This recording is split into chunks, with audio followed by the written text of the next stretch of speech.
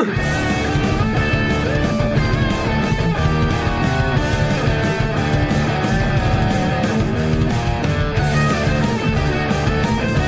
now you are listening to On the Fly with Stevie Flythe.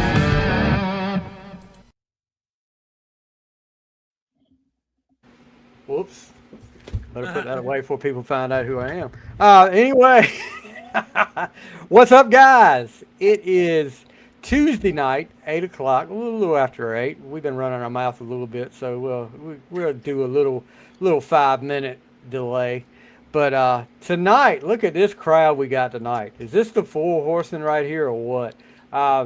We're styling and profiling. Woo! With me tonight, guys, we have a very special episode tonight. You remember, it's been a while ago, we did our top 10 favorite singles wrestlers. Well, you knew if we had this crew in to do that, we were going to come back and do our top 10 favorite tag teams. And joining us tonight, and we're going to go clockwise from the Hooked On Sonix podcast, Mr. Bruce Foughty. What's up, Bruce? What's up, everyone? Welcome to everybody out there, and great to see all you young gentlemen, fellow nerds, to talk about our second favorite thing, which is wrestling.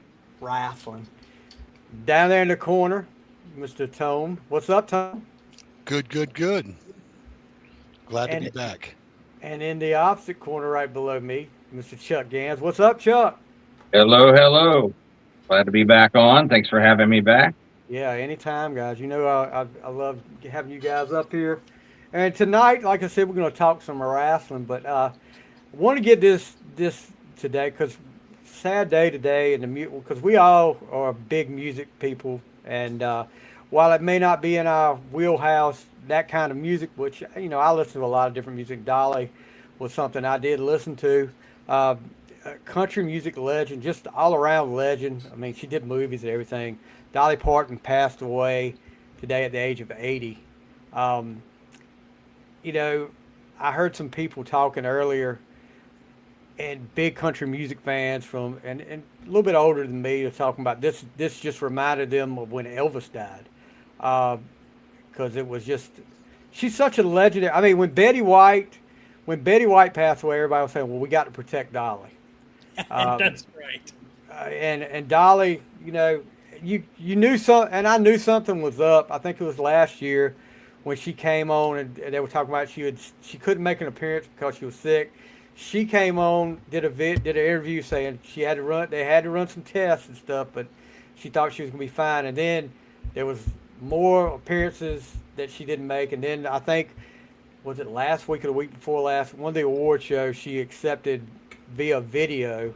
And I heard the rumor was she was admitted to the hospital 4 days ago before she passed. So just a all-around legend. I mean, for movies, 9 to 5 was a great movie. She makes her acting debut in that. She does a hell of a job in that at 9 to 5. And then one of my favorites that she did, Best Little Whorehouse in Texas. Her Yes. Burt Reynolds. I could watch that over and over again. She does a great job in that. But and when she got inducted into the Rock and Roll Hall of Fame, since she had to do the rock album, which she did a couple years ago, with a lot of rock acts. But she kept good on her promise. Yes, she did. She kept good on her promise. She said, if I'm going into the Rock and Roll Hall of Fame, I'm going to be doing a rock album. I'm going to do a rock album. And you know what? There are very few albums that us at the Hooked On Sonix team have done. And when her Rockstar album came out, that is one that got special attention from us for, I want to say, was that season 2 or season 3, Bruce? Sure. Whatever. We've done so many episodes, but I can tell you when that album dropped, it was so important and such an iconic album to both of us that we felt the need to go ahead and give a full blown review from both of our ends on it. And it was a phenomenal album. It was. It was big. Big, really big. But it was very big. She did a great job with it.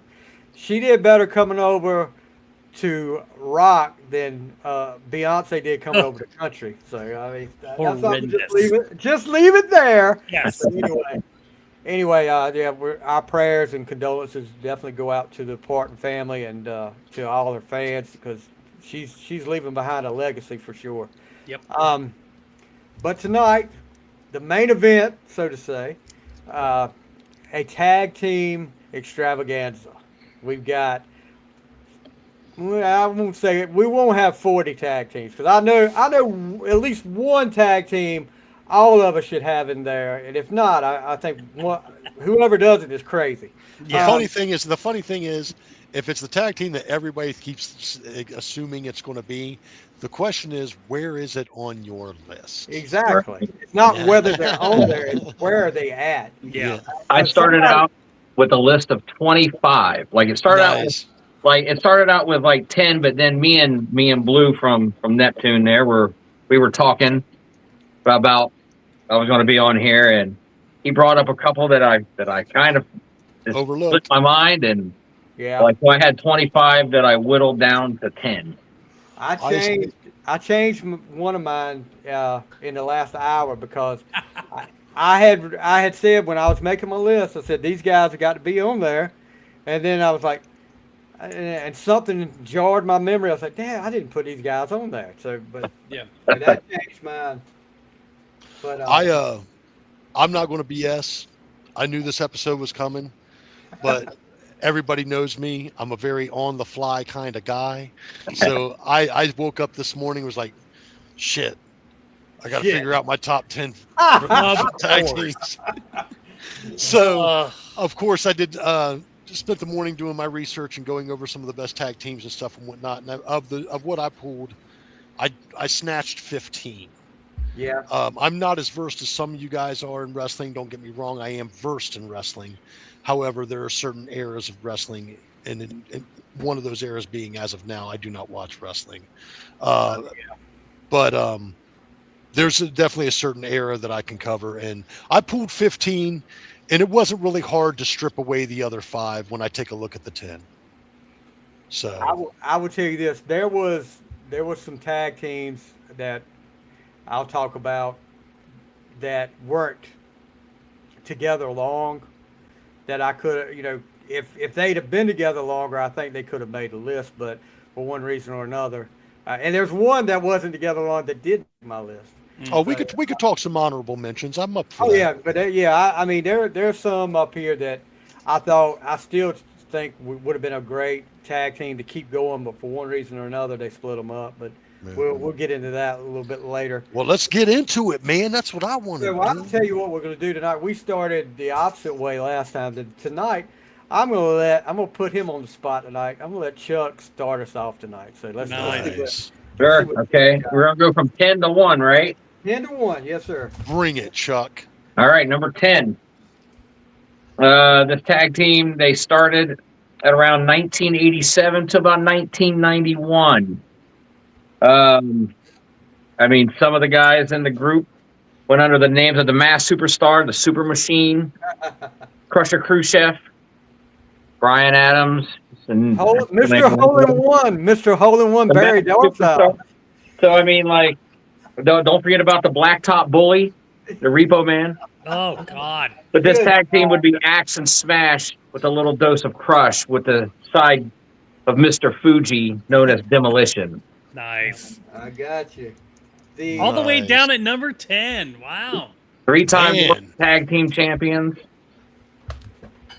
And these guys didn't do bad in their career for when they first started being a Road Warrior ripoff. Starting off as a Road Warrior ripoff. They ended up making their own identity. Yep.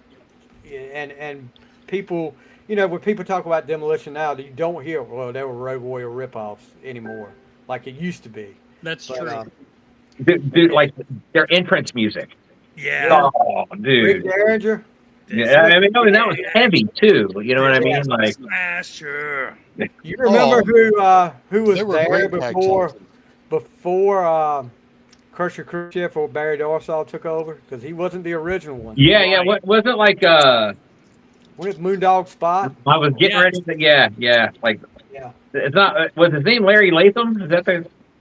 I can't Is that the remember Moondog? the name, but I just remember the crowd, when they would come out, the crowd kept saying, "Hey, that's one of the Moondogs. That's one of the Moondogs." But how did the crowd not say, "Hey, that's Crusher Khrushchev"? I mean, Right. The tattoo gave it away. Right, the Harley Davidson tattoo. Yeah. oh yeah. But yeah, Demolition at number 10. So we'll go to you, Tone, next. We'll go around up. Man, this tag team, while in my eyes not considered the greatest tag team, they did have some serious major accomplishments. And I love these dudes because they were so arrogant and hilarious in their arrogance. I think I know you somewhere. They dominated tag team force for a very notable accomplishment and beat the Hardys and the Dudleys in the first ever TLC SummerSlam. And let me tell you something about the 5-second pose. Edge and Christian. There you go. Edge and Christian comes in at 10 for me. Yeah. And it's all because, in all honesty, they were good in that 5-second pose. Oh yeah. Well, the one of the most memorable things I remember at were they in Memphis one night and they dressed up like Elvis, coming to the ring as Elvis. I think they come with the big froze and everything. Yeah. I'll talk about them a little bit later on in my list because it reminds me of some of the funniness of, because there were funny bits throughout wrestling. Who was the cat that went around diamond cutting people, acting like DDP? Canyon. The Canyon cutter. Yeah. Chris Canyon. He used to crack me up with that. The Edge and Christian had some really cool moments, like with Mick Foley when he was like doing the GM thing. Oh yeah. All of that shit is like classic. Or backstage playing the kazoos. We're doing That too. Yeah. Doing Kurt Angle's theme song on a kazoo. Yeah, that was pretty cool. All right, Edge and Christian. All right, Bruce Kulick. All right. Hey guys, Bruce Kulick. Tag teams. Wow, pretty cool. Hey, so my top 10, my number 10 is the Odd Couple on paper. You've got one guy from the depths of Georgia and the other guy from the depths of Africa, and they came together and they were one of the most powerful and just amazing big men. I already know who it is. They almost made my list. The Twin Towers. We got Big Boss Man and Akeem, the African Dream. Oh, dude. Nice. I had somebody else in mind. Go ahead. So one thing I always kind of wonder about, how cool would this tag team would have been if it was Big Bubba Rogers and One Man Gang? Oh gosh. Remember God. Big Bubba beat One Man Gang for the UWF title. That's Yes, right. he did. Yes, he did. Yep. WWF. So, and you guys realize the Akeem, the African Dream, was a shot at Dusty Rhodes. Yes. Poor Dusty. Yep. He did the dancing and everything. Yeah, but he made it work, and hats off to Gang for just running with that gimmick, and it worked because it was so ridiculous. Do you remember when he went on Arsenio, and he had to do that whole jive thing with Arsenio, and he's just like, "Really, dude? What you mean?" Oh, it's hysterical. On a side note concerning Twin Towers, I haven't heard any updates lately, but prayers for Slick, who had a heart attack a couple weeks ago. Seen that. I haven't heard any updates, but I guess I haven't heard that he had passed or anything, so I guess that's a good thing. Yeah. That he must be doing okay. But yeah, WrestleMania 5, the Twin Towers versus the Rockers. Mm-hmm. I can't remember if it was Boss Man or Akeem, but somebody. It was Akeem. Almost took Shawn Michaels' head off. I mean, yeah, that was That was You heard the air come out of that damn arena, just like, oh God. gosh, yes. So- I mean, that was a matchup I didn't see. Working, but it worked. Yeah, And it worked. I love how athletic those two guys were. I mean, they for being so big. I mean, they could move, Oh, yeah. dude. They could. When you look flip at and Boss move. Man sliding under the ropes and, Uh-huh. and coming back in, I mean, Boss Man was something. Yeah. Yeah. But yeah, Twin Towers. Okay.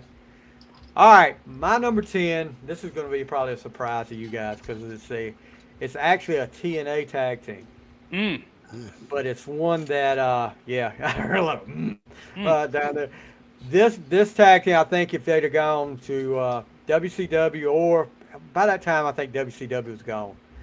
Yeah, they were definitely gone by then. They'd have gone to WWE. They would have been a really, really good tag team. Actually, one of them did show up in WWE, but was singles wrestler. But I'm talking about James Storm, Bobby Roode, Beer Money. Yeah, thrown together.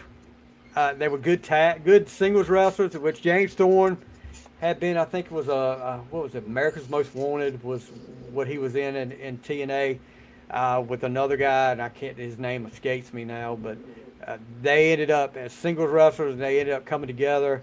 James Storm carrying beer to the ring all the time, and then Bobby Roode doing the money thing, so it came in together as Beer Money.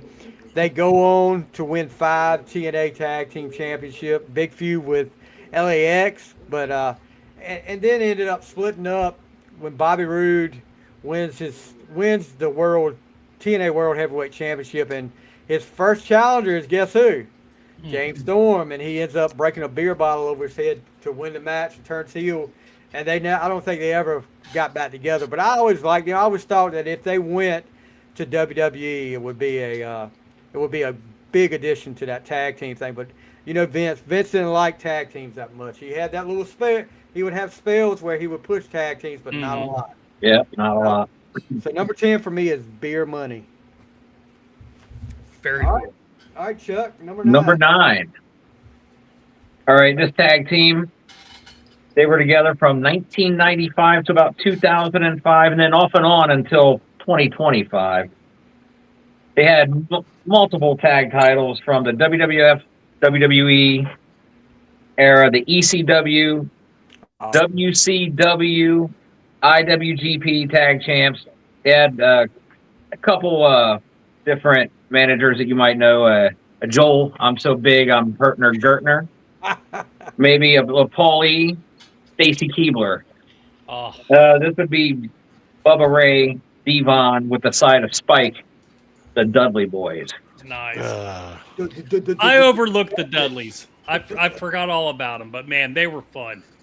But they had some great moments in ECW, and like the come on, man, the Mae Young thing Oh yeah. where Bubba fucking no, And he had that look threw him on his off face. through a table. I will. no, I'm gonna go with Tone on this one because no. I saw them. I didn't forget about them. But Listen. If they- we had a they- top 20, they may have made money. I understand why they make lists. I Yeah. get it, but I'm going to tell. I've already told you a tag team that was better than them, in my opinion, and I'm going to tell you another tag team that comes from, I believe, their roots here in a bit. I'm going to give you another tag team that is far better But than those two. but do you know how the Dudleys? See, what they did was they pushed the envelope on language and, to an extent, brutality within a mainstream acceptance. Yes. They can So- have their flowers.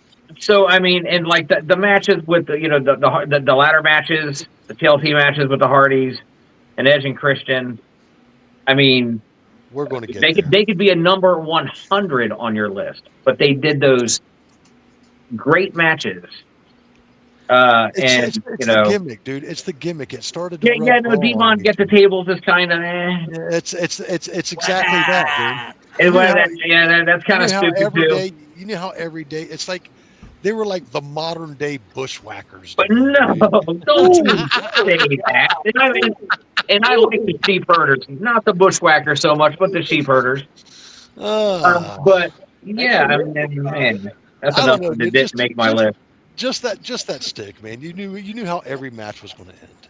Get the tables. I'm glad they're not on your list, Tone. That's right. hey, but I got something for you, man. I hope so.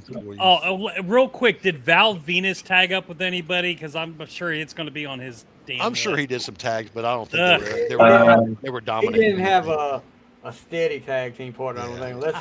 Oh yeah, the Godfather tagged up during what was it? Yeah, that was God. I hated Right to Censor. Now you guys gotta remember, man. There's a lot of good tag teams out there. Oh right? Yeah. Nobody here is wrong. Let's be honest. No, okay? nothing on your list. It's a matter of preference. I'm never wrong, Tone. You and I are going to have a discussion later after all. All right. Number 9 for Tone. I wasn't the biggest fan of these guys, but I watched these guys really bring a younger generation of kids into the excitement of what would be wrestling during that era. And they were a dominant force in tag team wrestling. Very acrobatic, dynamic, great rivalries throughout the years. Ooh. Even when they would split, they had great rivalries between each other. And these guys were constantly trying to outdo each other in aeronautic fucking bullshit. And and these guys were nuts. They did insane things. You got to give it up to the Hardy Boys, dude. Oh, yeah. You got to give it up to the Hardy Boys. Straight out of North Carolina. Nuts.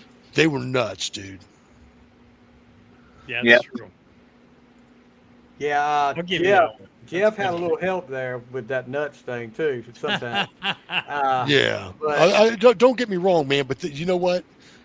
Those guys, there are guys in the business that put their body on the line a lot more often and a lot more dangerously than other guys.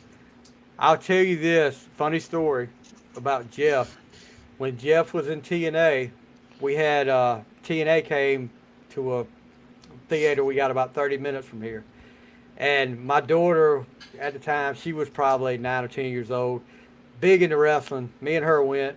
And as soon as we sit down, they announced, you buy this limited edition Jeff Hardy action figure, go backstage and meet Jeff Hardy.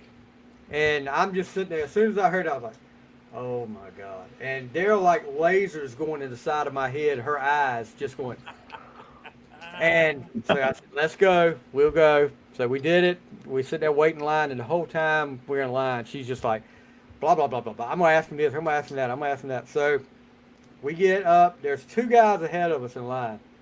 They came with each other. One of them's taking a picture of the other one with him. Well, the one that got the picture to it walks off. My daughter, in a trance, just walks up to him. And I was like, oh, wait a minute. This guy. And that guy just looked at me and said, nah, let her go. Let her go. I know she's been waiting for this.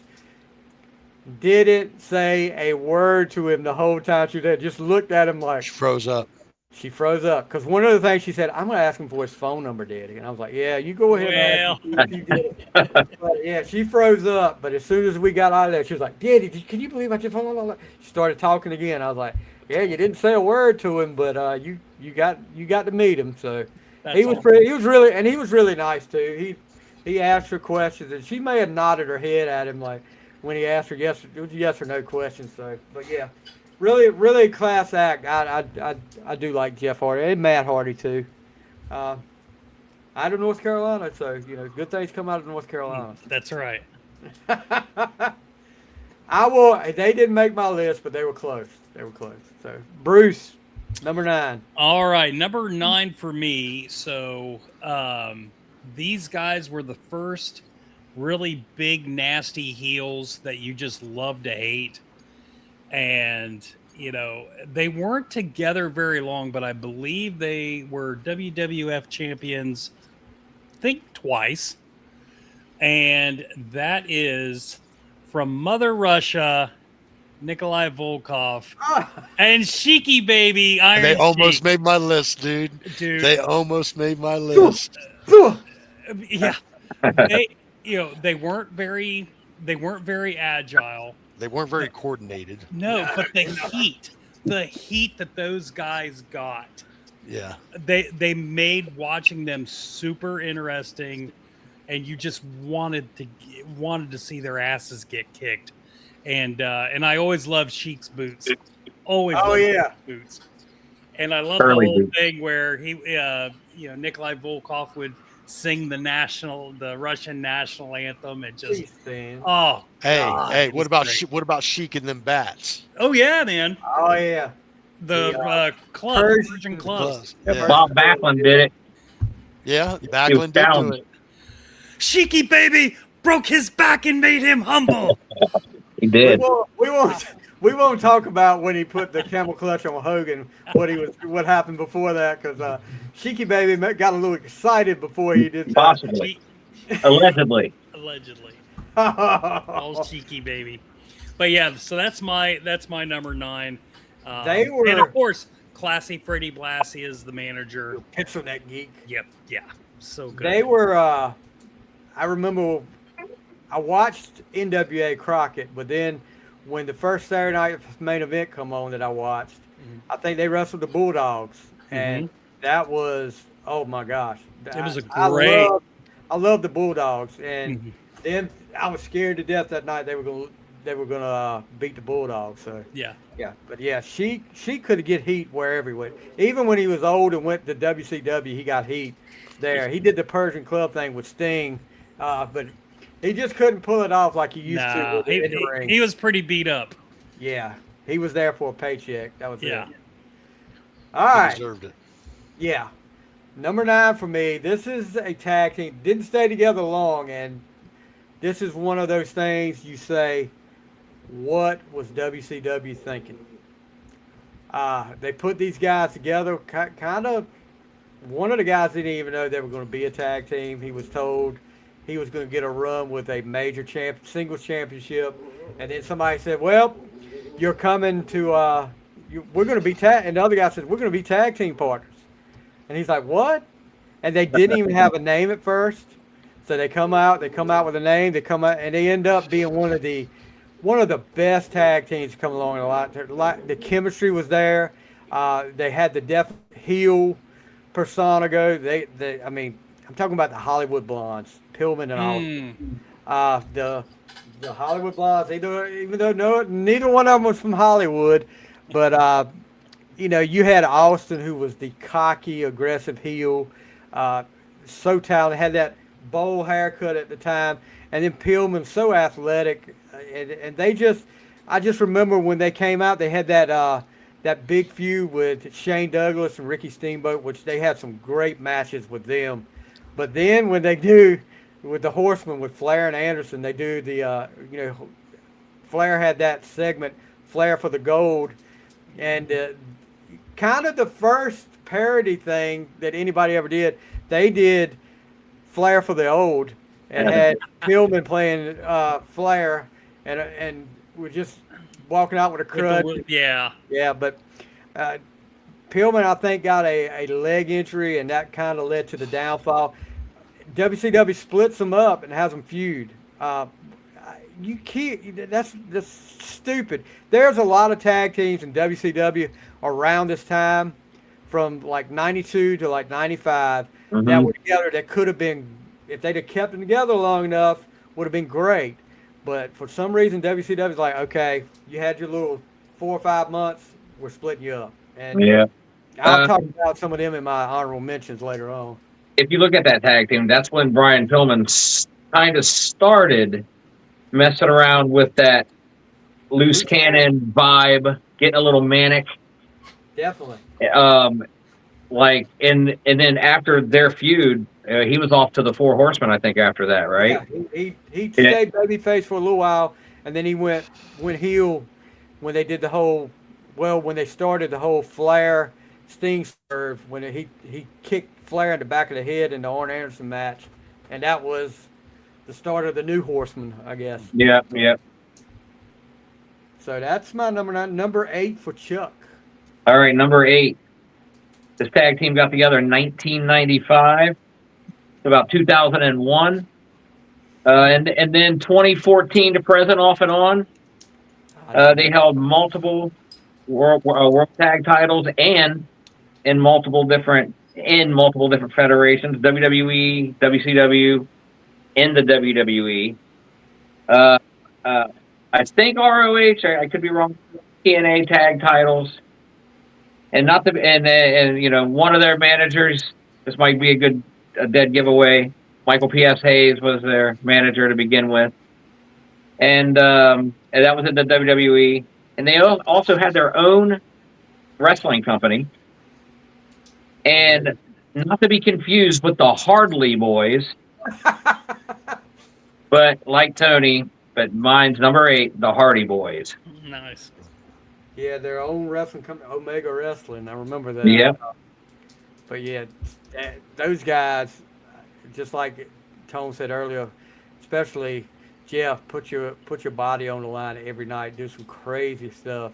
And I mean, you ever notice when they have one of those matches, especially the ladder matches, when Jeff would do something, how all the wrestlers would be laying around him, and they'd all be like looking at him, like squeezing his hand, like, "You okay? You okay?" They always made sure they were around Jeff when he would do some of that stupid stuff like that.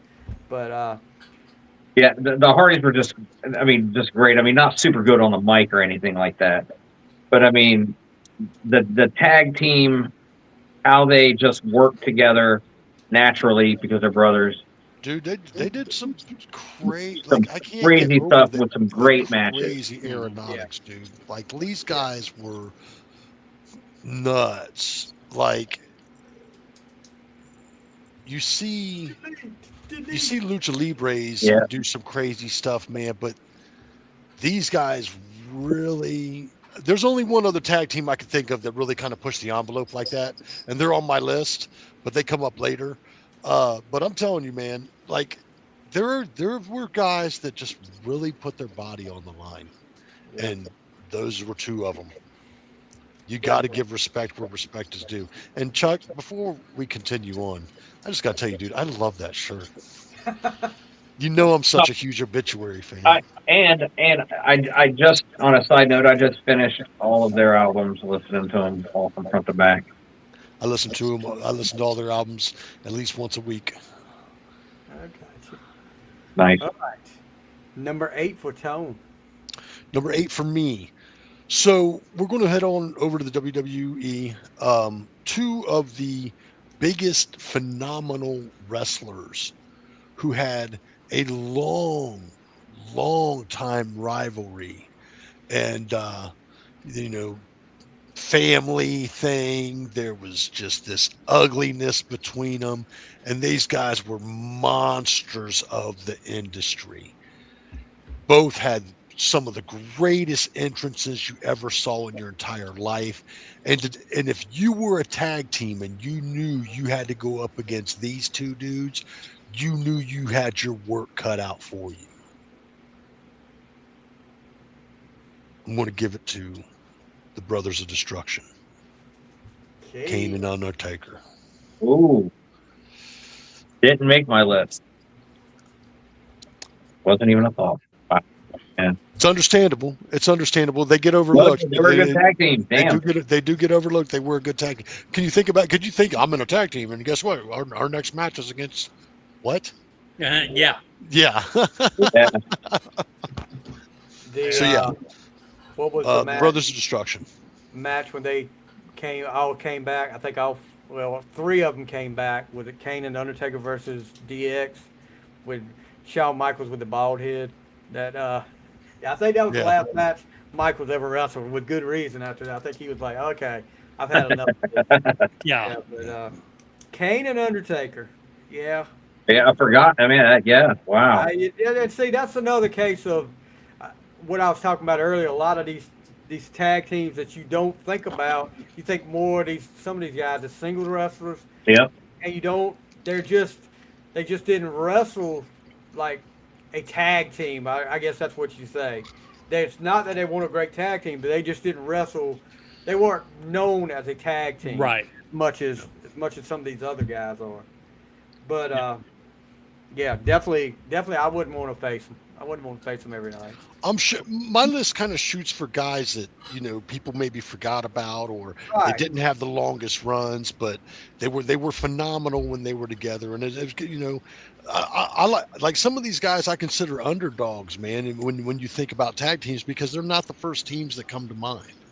And that's a lot of what I was shooting for. There are teams that come to mind, obviously, but I was looking for those ones that really, the really obscure ones that I really, really, really dug. Yep, I got you. I understand that. All right, number 8 for Bruce. Well, I would be remiss if I didn't talk about one of the first great high flyers of the 80s era. And unfortunately, just due to injury, it really cut this tag team short, and they could have done so much more. It's kind of sad, but and I'm talking about Davey Boy Smith and the Dynamite Kid, the British Bulldogs. I knew they were going to be on your list, dude.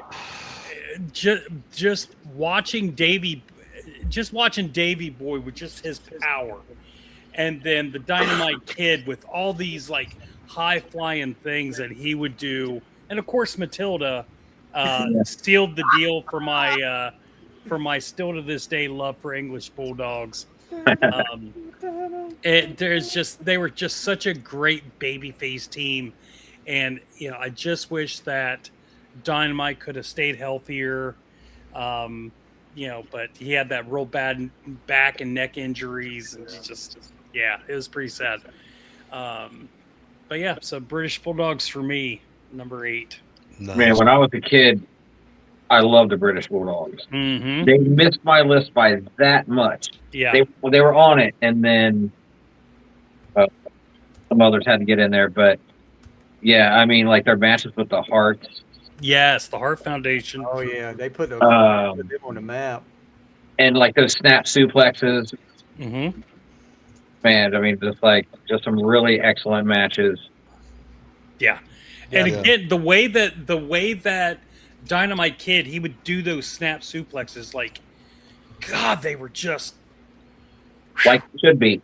Yes, like they should be. I think it probably stung a little bit too. Yeah. All right.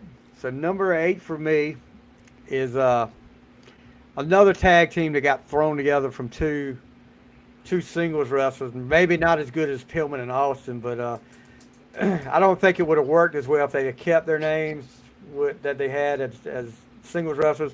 Talking about Rockabilly and Jesse James, who go on to be the New Age Outlaws, the Road Dogg Jesse James and Badass Billy Gunn. They could have made my list. They could have. Yes, but these guys, I mean, Road Dogg, maybe not the best wrestling world, but man, God, I wish his brother Brad, would have had the mic skills that he did, because if Brad had those mic skills, you'd have been talking about Brad Armstrong as a world champion somewhere. But Brad was just so smooth, and Road Dogg will even say that, I got the talking, my brother Brad got the wrestling ability. But is this the same Brad Armstrong that's Bob Armstrong's son? Yeah, that was Brian Armstrong is Jesse James. Yeah, that's a Road Dogg. Bob is the dad. Yeah, and then Brad Armstrong was his. Wow. Yeah. I used to love another watching. one too. Do you remember that tag team? Tracy Smothers was in, Scott Armstrong, the Southern Boys. Yep. Okay. That was another Armstrong brother. Wow. I'll tell you this about Road Dogg. Back in 1991, I went to see WCW at Richmond Coliseum. And the first match was him. I forget who he was wrestling, Brian Armstrong, but he had just got back from Desert Storm. And they made a big deal about that. But he was just plain old Brian Armstrong and plain old. I was like, another Armstrong, but then you see him later. I was like, damn, Road Dogg. I saw Road Dogg that night. Yeah. But these guys. I mean, they get their first tag team title because they came on quick after they dropped. They went to the New Age Outlaws thing. They got a push quick. Mm-hmm. I mean, they beat the Road Warriors for their first tag team championship. And granted, Yeah. the Road Warriors were showing a little age in, but they were still the Road Warriors. Yeah. And then the whole feud with Chainsaw Charlie and Cactus Jack. Yeah. I remember that night watching Raw when they pushed the dumpster off the side of the thing, and they made it look like it was a real accident happened. Everybody there was in on it. It made it look like they're really hurt, and that I was like, oh, come on now, is this for real? Yeah. I know wrestling's not real right now, but okay, y'all kind of making me wonder here, but. I mean, these guys, and then they came back. They win multiple tag titles, and then they come back in, I think it was 2014, and win the tag team championship again from, I think it was from Cody and Dustin when they came back. So, and a big part of D-Generation X. But, they've got my number. Now they were in TNA as VKM, correct? Mafia. Yeah. Where do you think they got the VKM from? Vincent Kennedy McMahon. Exactly. VKM Mafia. I mean, yeah, taking shots. I mean, when Virgil. They got the great RF video shoot interview. Yes. Oh yeah, I know which one you're talking about too.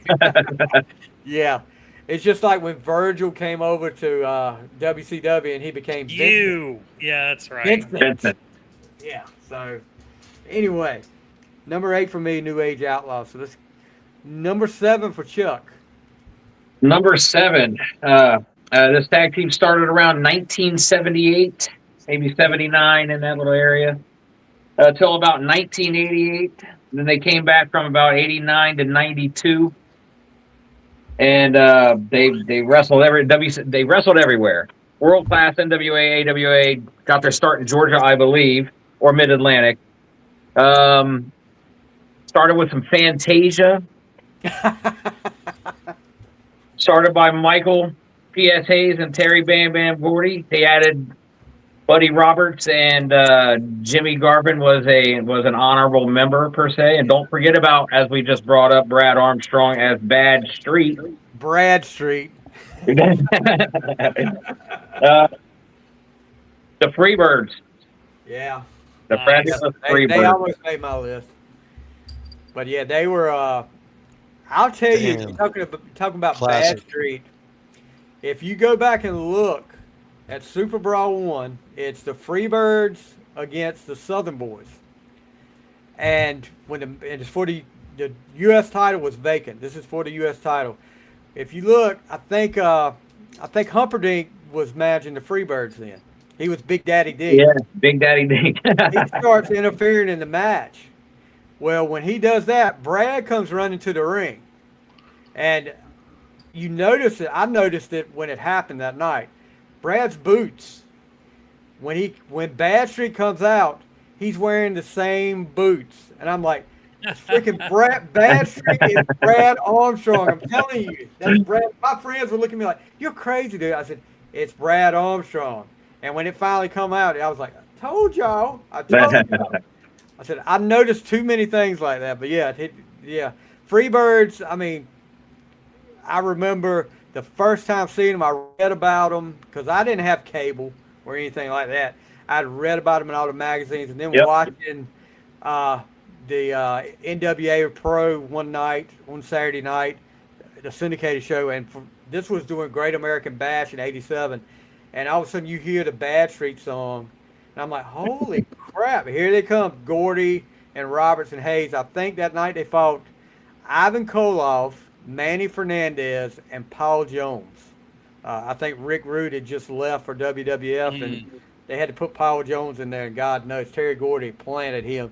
But, you get your own rule made for attacking. The Freebird rule where any of the 3 could defend it, 2 at a time. That still lives on. You really heard a lot about that when the New Day hit the scene again. The Freebird rule came back out again, but Demolition did it. Legendary. Oh, that's Yeah, right. Demolition too. Yeah, You're right. when Crush came along. Crush or the Demon, the original Demon. That's right. Yep. All right. Number 7 for you, Tom. These guys have won championships in singles competition over and over. They are legends in the WWE field. They, I felt, were the WWE's answer to the NWO. They would come only about a year later from the NWO, and this whole thing would spawn into bigger things. There would be subsets, and we've talked about some of the guys that would be kind of a part of what was going on there. Road Dogg and Jesse James being one of them. There is a trend that I absolutely love on the internet right now where people are either in fight situations or some kind of situation where they're putting themselves up to put up this kick that we all know famously as sweet chin music. And then it cuts over to a Shawn Michaels video. Hey, hey, I think I'm cute. I love these videos. People really don't understand. Like, I hunt these things down. They're so funny because people are getting jacked up in these videos. But I'm going to give number 7 to D-Generation X, man. I was a big Triple H fan. I was a big Shawn Michaels fan. Them two, great rivalries. I love what was it? They had come out one time, and they were dressed up like The Rock and company and stuff. That was the and I was freaking dying laughing at how they would imitate people. How about when they did Vince and Shane? Yeah. They really brought WWE, because I thought WWE at that time was kind of growing stale because WCW was just off the chain with NWO and all this other good stuff going on. And obviously that was probably during the highlight of the Monday Night Wars. But dude, like, I started watching wrestling when D-Generation started making appearances, and it started becoming interesting again for me with WWE because I was constantly tuned into WCW at that time. Yeah, I'll tell you this. I did like DX. I'm a fan. I'm a big Shawn Michaels fan. Have been since he was in the Rockers, the Midnight Rockers in AWA. Yep. But one night, the only night I disagreed with what WWE. Well, not the only night. When DX, they got back together, and they went through a tag team gauntlet match, and they pretty much destroyed the whole WWF tag team division in one night. They beat every top tag team right there in a row. I mean, not like they had a big tag team selection in. I think Murdoch and, gosh, what was the other guy's name? Trevor Murdoch, and the guy's he doesn't live. Lance Cade? Lance Cade, yeah. And they were a young tag team, but they were coming up. And I forgot who else was it. It was like 3 or 4 of them up there that they just decimated all in a row that night. But DX, matter of fact, I just broke out my new and improved DX CD or DVD the other night. Watched that again because I'm like you. I watched WWF back then just so I could see DX, what DX was going to do that night. Yeah. They pushed the because WCW was popping off at that time, dude. Yeah. I mean, like there's, I don't know too many people that were into wrestling at that time that weren't paying more attention to what was going on in WCW as opposed to what was going on in WWE. You had the NWO, you had Sting, you had all that going on, and everybody was captivated by that. And until DX, Stone Cold, they come along, there was really nothing there for WWF. I mean, dude, there was a time, and I'll tell you, like, this was probably the straw that broke the camel's back with me in wrestling. There was a time where all of a sudden the Warrior came back, and he was coming into WCW, and he was talking this One Warrior Nation mess, and it was just. It was like a 2, maybe 3 night event that this guy just showed up, and then it just never panned out after that.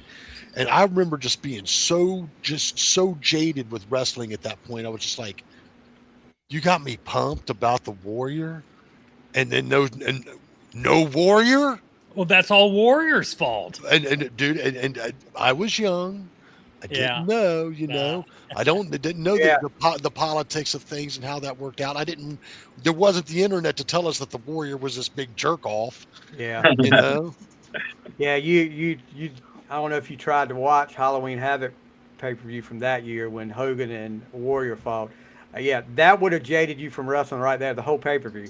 When you have that dumpster fire of a match, and then the main event gets cut off. I mean, match is finished. The pay-per-view cuts off before the main event finishes. Oh, that's right. right. I watched it live. Yep. Now, So, remind me, didn't Warrior get fired directly after that? It wasn't long after that. He had to fight you right after that. Yeah. But see, Hogan kind of messed that up too with the fire. I mean, yes, he did. Yeah. The OWN was the NWO kind of experts. Yep. I love, dude, and that's why I was pumped. I was like, "Oh my God, is there a possibility that the Ultimate Warrior and Sting could tag up and take out the NWO?" Like they Blade Runners did tag up one night on Nitro. They did, but that was it. I want to say Warrior was there for a little while longer because I think they had a match where there was a trap door in the ring, and that trap door ended up pretty much almost ended Davey Boy Smith's career because Davey Boy because he landed on it. Yep.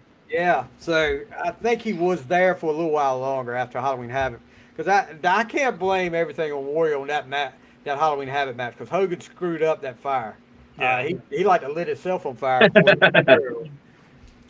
All right, number 7 for Bruce. Well, I'm prepared to get my comeuppance after I reveal my next pick. I don't care. I was a kid. These dudes were fucking fun. The Ding Dongs. No, I was an adult when I started loving them. No, I'm just kidding. Oh! Chuck briefly mentioned them earlier. That's right. Oh, God. Butch and Luke, sheep herders / bushwhackers. That whole thing, dude, they were rugged. They were tough. I do remember them as the sheep herders, too. Yeah, when they were nasty fucking heels. And, dude, it was fun. You know, going around licking our friends at school and shit, you know, because we're stupid. Wow. I would punch you in the face. I think you tried. No, I don't want anybody's head on. I mean, they used to have bloodbath matches as the sheep herders. Yes. Look, believe it or not. That match with the Fantastics, UWF. Exactly. Oh, yeah. Come on now. I mean, that's hardcore, like, way. Yeah. That, I remember getting the magazines then and seeing they were usually on the front of the magazines with blood all over. Yeah. But I remember, because like I said, I didn't have cable. And I had a friend of mine that lived in a town over that had cable. And when they had one Monday Night Raw, what was it? I forgot what they called it on Monday night with WWF. But he said, "You're not going to believe what is happening right here." I said, "What?" He said, "The sheep herders are in WWF." I said, "What is the big?" He said, "They're not the sheep herders. There's something called the bushwhackers, and they're like fan favorites. They're slapping hands with the crowd. They're strutting, licking each other's head." I was like, they would lick kids, like random kids. I'm like, why is this old dude licking my kid? Like I just remember being in WCW or NWA WCW at the very end before they went to the WWF, and like just when they got to the WWF, I just don't like them anymore. Like I didn't mind the name change. You just didn't like the gimmick. Well, they didn't bleed anymore. They didn't have that killer mentality anymore. Yeah, they had money. It was exactly a little more. That's pretty much what they were doing. They wanted a paycheck before they had to get out. Like their matches were a joke. They were terrible. I mean, you have matches. I was not a Bushwhackers fan. Maybe a Sheepherders fan, but not a Bushwhackers fan. The Bushwhackers versus the Rougeau brothers. I mean, come on, really? Oh, hold on. Let me put you in a headlock and ram your head into another guy's stomach. Let's not forget about the Royal Rumble matches. Oh yeah. They were in there for very short. Well, it was Luke, right? Yes. Or Luke was in there for quite very short period of time, just in and out, They were getting and older. marched his ass on out. Yeah, and just more. He didn't break stride. Not as good as Santino though. Not as good as Santino. I wasn't ready. The Bushwhackers. Woo. Yeah. Okay. That's okay. So my number 7 we talked about earlier. Tone brought him up earlier. I think that was Tone's number 10. Edge and Christian. I mean, can't really say much more about these guys. They were tag team specialists. Wayne Foughty. Who is Wayne? It's got to be some. That's my brother. What's up, Wayne? Appreciate you chiming in, sitting and listening to this crowd, boy. Good Lord. You must be really bored tonight.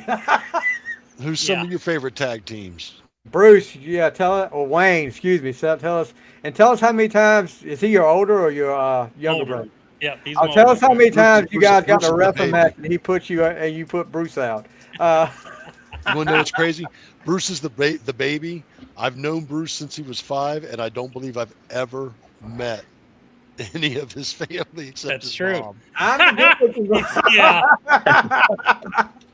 Wow.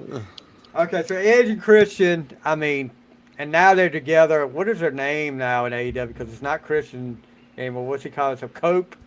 Is it? Oh yeah, Cope. Christian and Open Cage or something like that. Oh, okay. Yeah, something like that. But I don't know. they were just, like you said, the silliness. But that concerto, man, good Lord. When they put that concerto on some folks, it made you think that these guys were out. And then when they split, I thought it was going to be a little bit more of a better feud than it was, but it really didn't pan out like I thought it would with that feud. But Fresh in my memory, because I could be wrong here, and don't quote me on this, okay? Uh-huh. Weren't they part of the Brood too? yeah, that's how they started. Yeah. The Edge came first. Edge was a big baby face, so they had built him up for weeks and weeks, and he would sit in the crowd, and then all of a sudden you see Gangrel come with Christian, and then they end up getting Edge in the group. That's when they did the whole blood spilling and all that stuff. Yeah. And actually started a feud with the Hardys then. And all right, what's this all about? Bruce still owes me $50 for a Chevy Citation. Don't feel bad, man. He still owes me money too. Oh! Hey, where's my my bootleg Ace Frehley concert from the Alrosa Villa from the soundboard? Where's that at? Disc two. I have extensively searched this house and the garage, and I have unfortunately not come up with it. It's probably in that Cavalier that I got from Wayne. Could be. Okay, number 6 for Chuck. All right, so these guys they weren't on my immediate list until I went back and I watched a few matches, and then I forgot how I was fascinated with them. They were only a team from 1985 to 1986. Ooh. And they never were the World Tag Team Champions. They were only the NWA National Tag Champs. Oh. And they were 2 of the 4 Horsemen. Ooh. They were the Minnesota Wrecking Crew, Ole and Arn Anderson. Nice. Good pick. The matches with the Rock and Roll Express, the matches with the Koloffs. I mean, the way that they would pick apart one body part on an opponent and work on it. For 15 minutes, work on a fucking elbow. You know, it's like, what are we doing? But it worked. Just both of them. I mean, Ole, obviously, they had the Minnesota Wrecking Crew in the 70s. Yeah, him and Gene.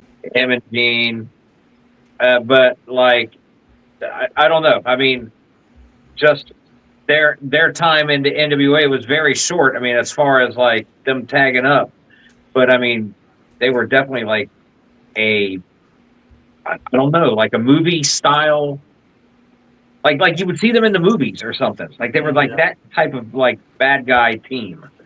The Dusty Rhodes thing, like where they break his arm. Oh yeah, In the parking lot. Yeah. yeah, beat the Anyway. shit out of him. Yeah.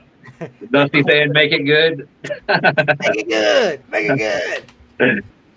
Yeah, that was. Oh gosh, I wish I could go back to those days. The Starcade '86, Andersons versus Rock and Roll Express in the cage. Yeah. They just beat the ever-loving crap out of Ricky Morton. God knows, Ricky Morton is taking. Ricky loved to bleed. God, And he bled loved well, the girls too. to feel sorry for him. Yeah. But yeah, and just when you thought in that match, when they get the hot tag, and you think it's getting ready for the big finish, Arn and Ole take over again, and it lasts a few more minutes. And it's such a great match. People don't talk about that match a lot, but No. that was such a great match. And Rude and Fernandez can thank Ole and Arn for giving them the tag belts because they put a killing on. I mean, yeah, kayfabe, but they put a killing on Morton's arm, and that set up for that. Why they did? I guess Ole didn't want to. I guess Ole wanted to go part time.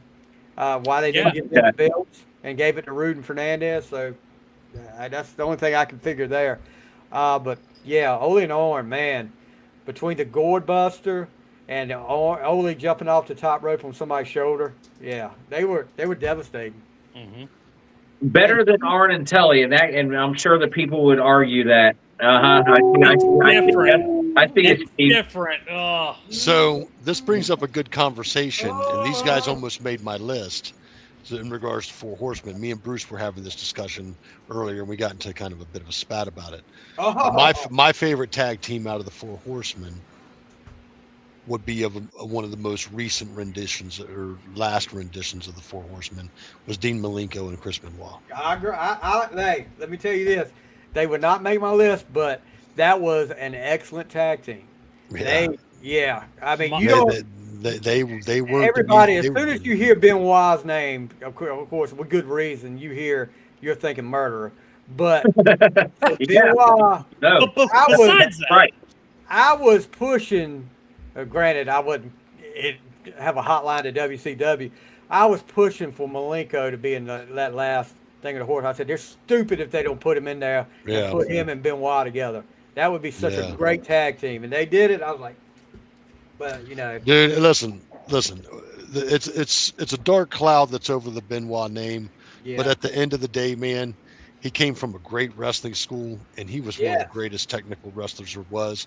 Unfortunately, his career is marred by that damn incident, and it's sad. It's truly sad. And we weren't there to know what took place. But at the end of the day, the guy, while living, while being a wrestling hero to some of us, he was just a phenomenal wrestler, dude. One of the best. One of the best, and was glad. Still one of the best moments you'll see around, and people will say, no, he's a murderer and all that. When he finally won the belt at WrestleMania and him and Eddie were in the ring together, that was phenomenal. One of the best matches I ever saw. That would be mentioned as one of the best moments of WrestleMania history if it wasn't for what happened. It was one of the greatest matches ever. It was phenomenal. So where it wasn't, and I might be wrong on this, but maybe it was like Wrestle War 92 or one of those, or maybe it was like one of the Lethal Lotteries. Was it like Dean Malenko and his brother Joe Malenko? And wasn't Benoit in one of the other matches tagging? I love the Lethal Lottery stuff, by the way. Great American Bash 92 when they had that NWA tag tournament. Yeah. Dean and Joe Malenko, they represented, was it Canada or something like that? No, it wasn't Canada. It was somebody, I don't know where they represented, but they were in it. They lost. I forget who they lost to, but Benoit was in it too. Benoit was in it with, I want to say Biff Wellington. Yeah. Yeah. I think I may be wrong with that, but I think that's who Benoit was with. I know Dean was with his brother. And I want to say Dean and Joe lost from Nikita Koloff and Ricky Steamboat. But that was the tournament that Gordy and Williams won to win the NWA tag titles. Because they were doing though. Yeah. It that tournament had some good teams. Pillman and Liger actually teamed up in that tournament. Yeah. And I forget who else was in it. You had the Steiners, of course, but that was the night it was a Clash of Champions where Gordy and Williams jumped or jumped in the parking lot, wanted the tag team so they could go ahead and get to the Steiners that night. Yeah, if you're back and look at that Clash of Champions, you'll see that one. But yeah, I mean Malenko. How did we get? Oh, I know how we got started. Malenko the Horseman, but yeah, Ole and Orm. Getting back to Ole and Orm, but yeah, they. I mean, when I first started watching wrestling, Ole Anderson scared me. Oh yeah. I remember my first live event, he was there, and I was like, oh, let me stay away from this guy. He might go off.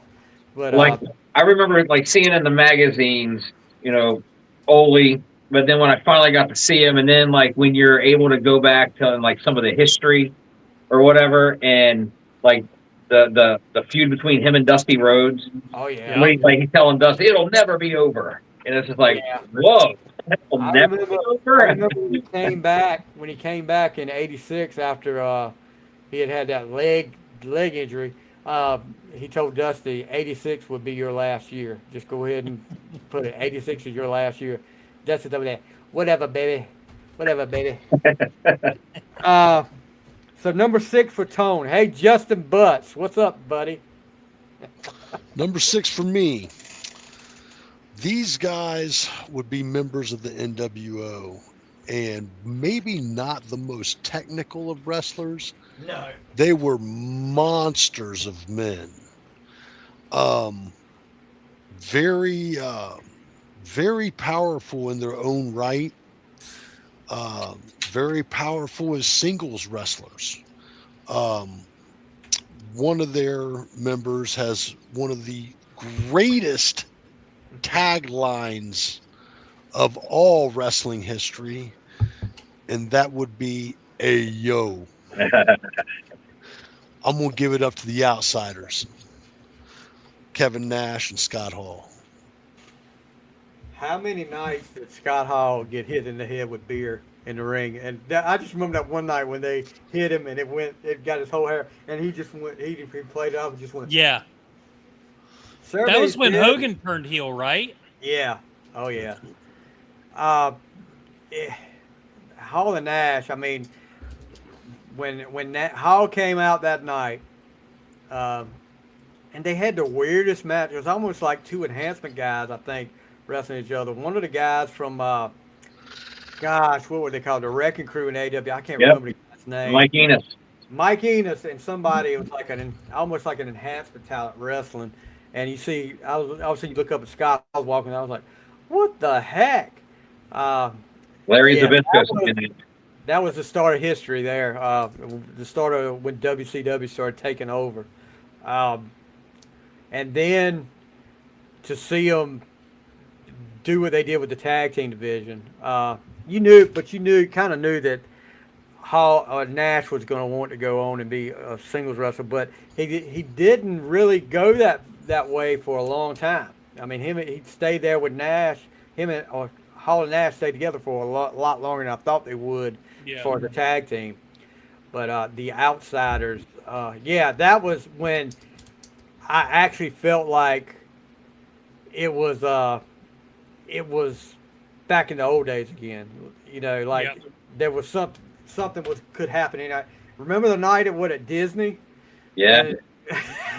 They jumped him backstage and he threw Mysterio like a lawn dart into the side of the building. And people actually called the law. When the story was the ambulances that came out there and the cops that came out there, that was not part of the program. People watching TV at home in Florida called the law and the ambulances to come out there. And they were all like, well, let's just make the best of it. Yeah.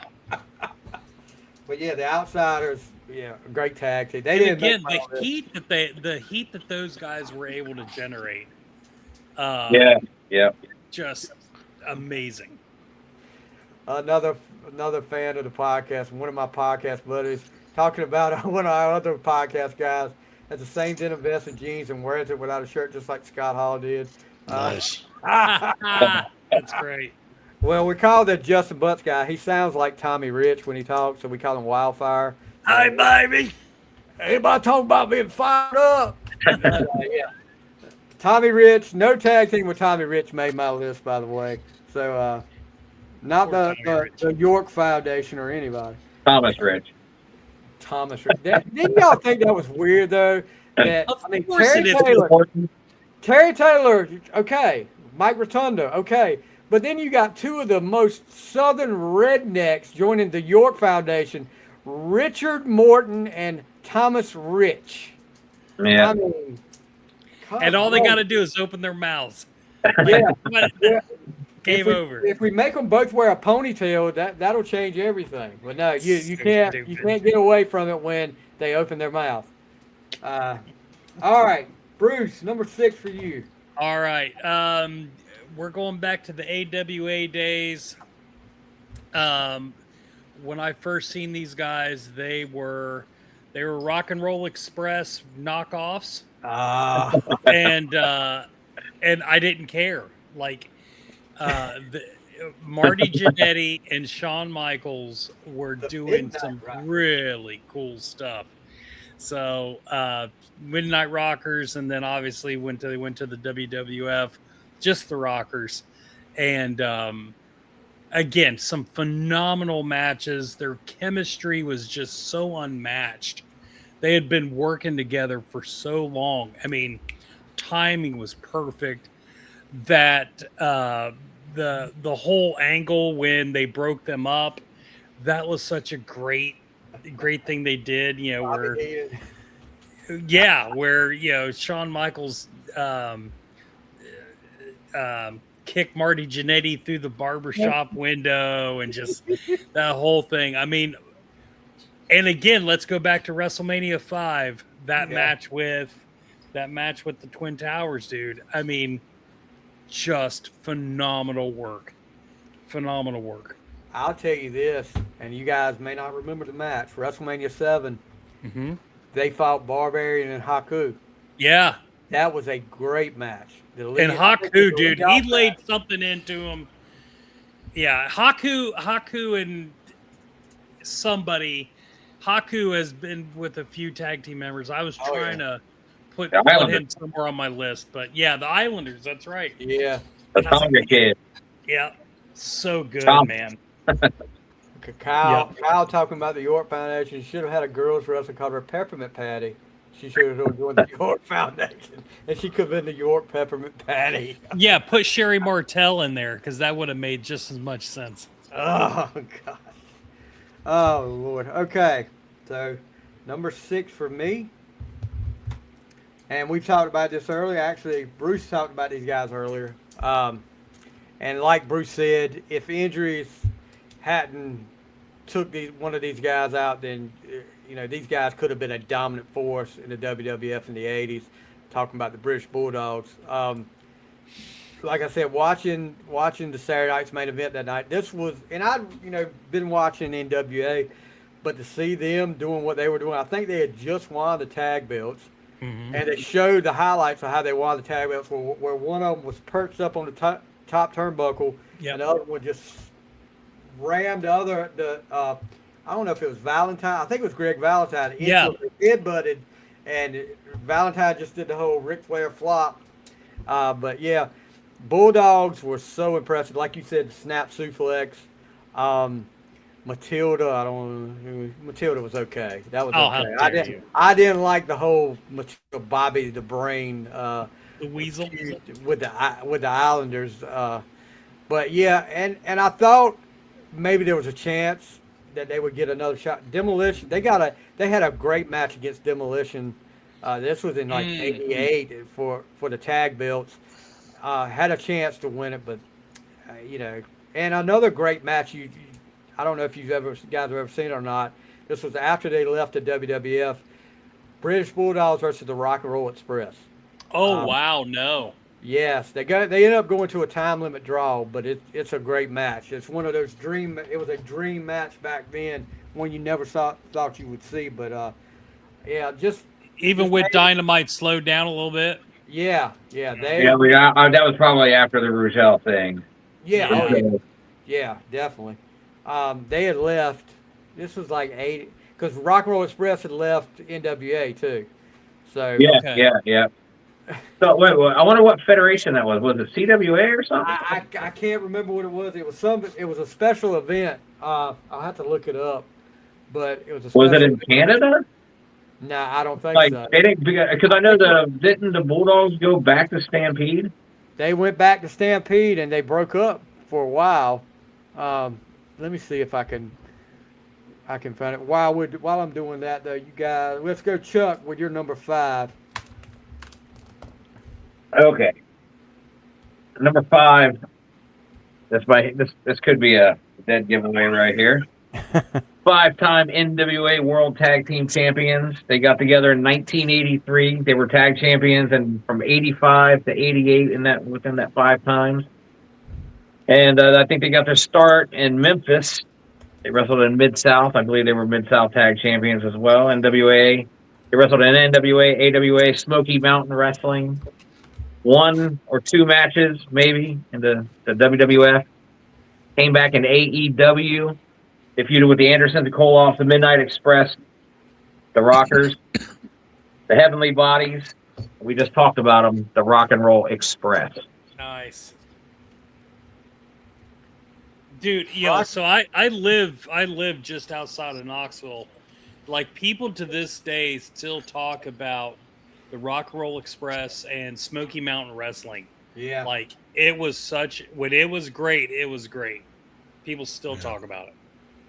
That's nice. And you think about it, Ricky Morton's still going today. Yeah. Yeah. I mean, they were just tagging like not that long ago. Yeah, Robert will come out every blue moon. Every once in a while, yeah. But now Ricky's wrestling with his son, Kerry. Yeah, Kerry's kind of different. Has anybody ever listened to Ricky Morton's podcast? Does he still got one going? I don't know that he still has one, but I mean, I'm a big fan of downloading of all the episodes and everything. Like, I do it every week. I have probably 7,000 or 8,000 of shoot interviews and podcasts and like all this stuff. And yeah, Ricky Morton had a short-lived one. Yeah. So did Tommy Rich and Dangerous and Doug Gilbert. Doug Gilbert, and then Tommy Rich came along with them for a short time. You can look that up. Good shit.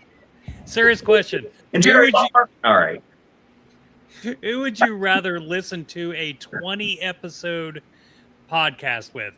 Tommy Rich or Tony Atlas? Oh, well, Tommy Rich. Both are hard to get through. Kyle is giving us his great top 10. Yeah, Conquistadors, Bolsheviks. Kyle. Bolsheviks, yeah. Young Stallions, George South, and the Italian Stallion. Ming and Barbarian were actually really good. Yeah. PG-13, Public Enemy, American Males. Which is the Midnight Express, Randy Rhodes. Oh, the new Midnight Express. Boo. Randy Rhodes and Jack Victory was the one they lost the Loser Leaves Town match. Me and Kyle have talked about this stuff over and over again over the years, and oh my God, that is so. Yeah, that was after Dennis left, right? Yeah, when Dennis left again. Because they were the original Midnight Express or something. Yeah, because that was at that the Chi-Town Rumble pay-per-view, and Jack Victory had to be so you knew who was, kind of figured Jack Victory might lose, but then again, Jack Victory would play like 3 different characters in one card. He would be Mr. Secret Service Jack Victory, he would be one of the Russian assassins, and then he would be another masked wrestler. So he would wrestle 3 times in one night. But Jack Victory and John Tatum. Yeah, Hollywood John Tatum. Yeah. You saw Missy Hyatt's Dark Side of the Ring, didn't you? Yes. Yeah. Oh yeah. I'm glad that. I mean, I was psyched to see John Tatum in there. Yeah. All right, Tone, you're number 5.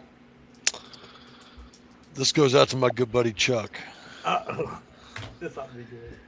These guys had some great rivalries and was probably the best tag team in ECW but others would probably point to the Dudleys. I think I know exactly what you're talking about.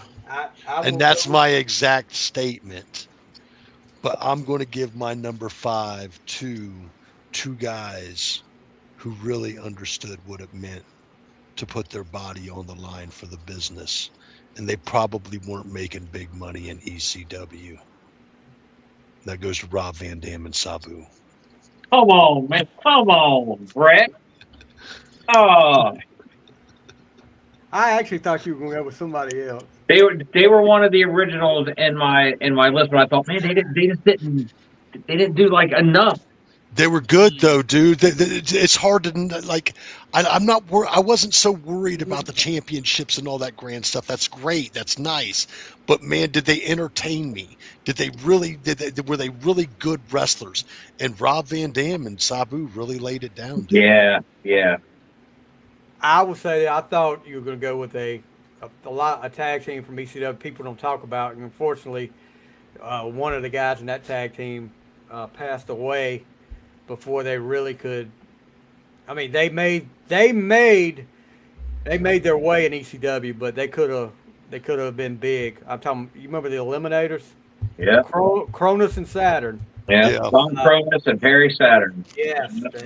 I remember they came out. Perry had a pretty good singles career.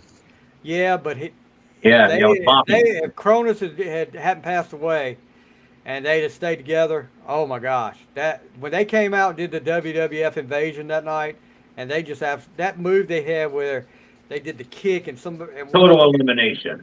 Yes. Oh, Lord, I don't know how they didn't hurt somebody with that, but I'd be like, if I was sitting there and I was like, you're fighting Cronus and Saturn, you got to take their finisher, and I'd be like, I don't know about that, but let me see. But yeah, they would. I thought you might be with that, but Van Dam and Sabu. Okay. Number 5 for Bruce. All right. That's a good call there, Kaibo. Extremely underrated ECW tag team. Just Incredible and Lance Storm. Yeah, I could agree with that. Yeah. They were good. They were a good tag team. Yep. Let's see, number 5 for me. These guys, again, it seems like they were together longer than what they were. But, I just think fate had different plans for them. Great 80s tag team. And to me, it was like you had the Bulldogs and you had the excellence of execution and Jim the Anvil Neidhart, the Hart Foundation. We're not including Danny Davis because dangerous Danny Davis. Come on, dude. Get out of here. But like again, their chemistry was great. Their different personalities where the Anvil was just this brute strength and just like this cannonball just destroys shit. And then Brett was just all finesse, no talking. Jim would run his mouth. I mean, it was just, they were such a great team together. And I wish they were together longer. But I think again, because of injuries with the Anvil, they kind of went off to Brett doing the solo stuff, which it obviously worked out great for him. But didn't Brett start a solo career and then they came back and won the tag belts after that because they beat Demolition. Yeah, because the Road Warriors helped them beat Demolition at 2 out of 3 falls match. Yeah. But yeah, and that lasted for a while till they lost to the Nasty Boys. Oh yeah, I do remember that. That was so dumb looking. The original Hart Foundation blue outfit. Remember they were in that battle royal with Andre the Andre Giant or something like that. Yeah. It was like, ugh. Bret Hart, last one thrown out. Yeah. Also, if you like, you could tell Bret Hart might be something if you just go back to when he wrestled Bad News Brown. Oh yeah, when the whole babyface turn at the and he had like the trophy and all that, and Bad News Brown broke it. Battle Royal at WrestleMania 4. Yeah, and that's when you kind of knew that. And then they went on about another couple years. I mean, when 1991, I think, and Yeah, then that was it. And Brett was off. Yeah, no, absolutely. And again, when Brett won the Intercontinental Championship from Roddy, that was one of the greatest matches. Definitely one of Roddy's greatest matches. Yeah. What definitely. a great But match. I'll tell you this: the match with Brett, when Brett won the first time the Intercontinental Championship against Perfect. Yep. SummerSlam. SummerSlam. Oh my gosh, that was just it lived up to my expectations and went above and beyond. You think Bret Hart might hate Goldberg, Greg? He might. I don't know. I don't know if I've ever heard him say that before. Bill But he Goldberg. That Bill Goldberg, stole extra Stupid candy Goldberg. during Halloween. Jeez. That's great. Get over it. So my number 5 is, we talked about the Horsemen earlier, and I think Chuck was talking about better than this tag team. I can't agree with you there, Chuck. I think the world of you, Chuck. Let me tell you, Arn and Tully. Oh. Yep. 1986 Crockett Cup. They team up together, and you're looking at it, I was like, Arn and Tully together? But I was like, Arn and Tully together. But they lose to the Fantastics in that. But then they go away from that. Arn and Ole, I think because that was when Ole was out with the leg injury. But then they come back to it in, 88? And Arn and Tully look really good together. I was like, oh, crap. Rock and Roll Express was 87. Yep. I said, Rock and Roll Express are in trouble here. And they end up winning that for the Rock and Roll Express, go on to hold the belts for a while. And one of the biggest, I can't say regrets because it was none of my power, but not being able to see a longer feud between Arn and Tully and the Midnight Express. Yeah. Because that program right there, and even Arn says it. Arn was talking about when they were doing house shows, people were coming to see them against the Midnight Express. I mean, when they had those matches, the attendance was up. They wanted to, but Crockett wouldn't pay Arn and Tully what they wanted, and I think they shafted him on some of the payouts. Yep. So Arn and Tully take off to WWF and drop the title Midnights.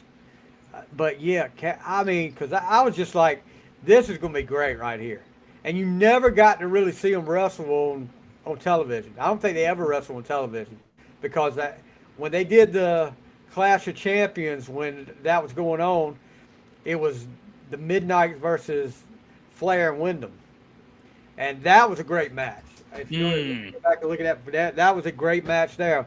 And I'll get into that in a little while with that. But, yeah, Arn and Tully ended up being as great as single wrestlers as they were before that. When they got together as a tag team, they gelled so well. You couldn't see them doing it on their own anymore. I mean, it made total sense.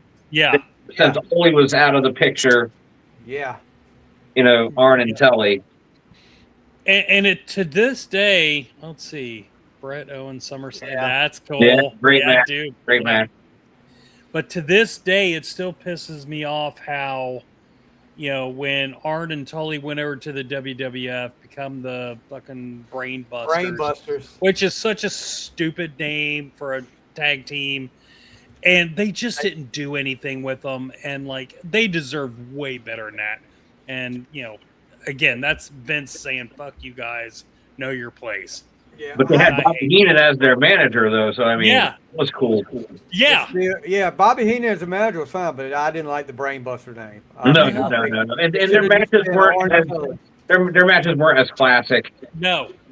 Tell me something here. I've always wondered about this and get you guys' opinion on it. The match, they beat Demolition for the belts. 2 out of 3 falls match. One of those falls they won by disqualification. So any other time they would make a big deal about if you win by disqualification, you can't win the titles. But But if that was, well, as long as that wasn't the deciding win. Yeah, but still. I'm just saying. That's a good point. That's a good point. But I still like the DQ. Any other time they've done.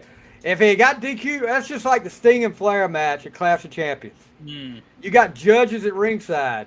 And all these judges, you got two of them say, one of them says Sting, one of them says Flair. And then that moron, Sandy Scott, I declared a draw, so it doesn't matter what the other judge said. So it's over. It's a draw. I'm like, Lex and Rick. Yeah. Oh, yeah. Yeah, I think where Lex started bleeding. I did an AI thing with a well, whatever you want to, action figure pack. It had Flair and Luger, and then it had the Maryland State Athletic Commission president on the side. We were just sitting on the side. I thought that was pretty funny. That's but yeah, funny. rip off there. Dusty finish. All right. Number 4 for Chuck. Number 4. Okay, so these guys, I mean, they've been together forever, but in 1989 is when they started to be beginning as a tag team. And their manager at the time, I believe, was Missy Hyatt. Woo! Their Their entrance music was "Welcome to the Jungle."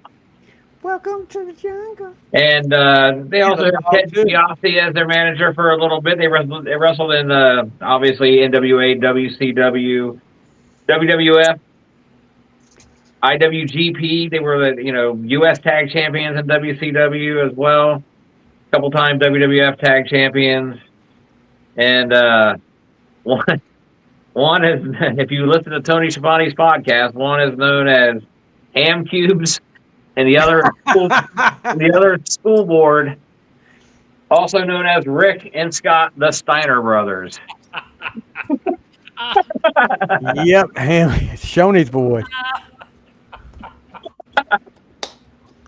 Ham cubes. I remember that when Tony Schiavone started that podcast. Yeah. I mean, dude, they're like their matches like back in the Halloween Havoc 91, I believe, with Nasty Boys. Nasty Boys, that was 90. Yeah. 90. Yeah. Oh man, what a great match. Yeah, that was probably one of the best matches the Nasty Boys, or probably the best match the Nasty Boys ever had. I'm not big on the Nasty Boys, but they sure the Nasty Boys end up leaving not too long after that too. After such a great match with them, then they leave. But I was like, this is going to go on for a while. This is going to be brutal. And all of a sudden, Nasty Boys are gone. So well, Rick Steiner teaming with Scott gave Rick that more, I mean, even though he was still playful, but a little more serious edge. What was it? Because they got him away from Alex. Yeah. Come on, you don't like Alex? Alex says. Yeah. I mean, he was in the Varsity Club. Him and Rotunda. Captain Mike. Yeah, Captain Mike. Mr. Kevin Sullivan. Oh gosh, I could do a podcast on Kevin Sullivan in the Varsity Club. How Kevin Sullivan fit with the Varsity Club. But anyway, it worked. But it's just confusing to me. All right. So number 4 for Chuck is the Steiners. Real quick, do you guys remember when Rick Steiner and Sting were tag teams? Tag that was teams, UWF. Yep. Yeah. They were part of Hot Stuff International. Eddie Gilbert, Missy Hyatt, Sting, and Steiner. Yeah. That was their group. And then you had Kevin Sullivan's group too. Gilbert cost them the belt. And then that's when Sting went babyface, and the rest is history there. Yep. So, yeah, and then Steiner was in the Varsity Club, but I'm trying to think of what else. Steiner was actually in the first Crockett Cup. He teamed up with Buzz Sawyer. Oh God. Yeah, and I forget who they lost to, but yeah, he teamed up with Buzz Sawyer in the '86 Crockett Cup. Number 4 for Tone. This tag team has been mentioned several times over, but never by their tag team name throughout this episode. They were exotic. They scared me in a slight sense of a way, and Doink and Dink. I thought they were wild looking. I thought they were true madmen in the ring, and one of them is one of only two men that Andre the Giant feared. Oh yeah, I know you're talking about now. And they would be known originally as the Faces of Fear. People would refer to them as they know them by name, Ming and Barbarian. Yep, Barbarian and Haku. We talked about them at WrestleMania 7 with the Rockers. But yeah, one of those tag teams that when you saw them on Nitro, and they would take on. They had a little program with the Outsiders for a while. But yeah, they were definitely one of the tougher tag teams. Anytime you got Haku, I mean, yeah. I mean, there's stories like what did I see? I saw something where give me a second here. Oh, while he's looking, the Bulldogs and Rock and Roll Express match, Kansas City, Central States Wrestling. Oh wow! Why Haku was feared. He had a tough reputation. Wrestlers widely call Haku, also known as Ming, the toughest man in wrestling history. He had real fighting skills. Stories tell of Haku winning brutal bar fights and handling multiple opponents with ease. Andre's view. Bobby Heenan stated in interviews that Andre confided in him, saying Haku and Harley Race were the only two men he genuinely feared. Instead of looking for trouble, Andre would often stay close to Haku when things got worse. Well, they were a tag team too.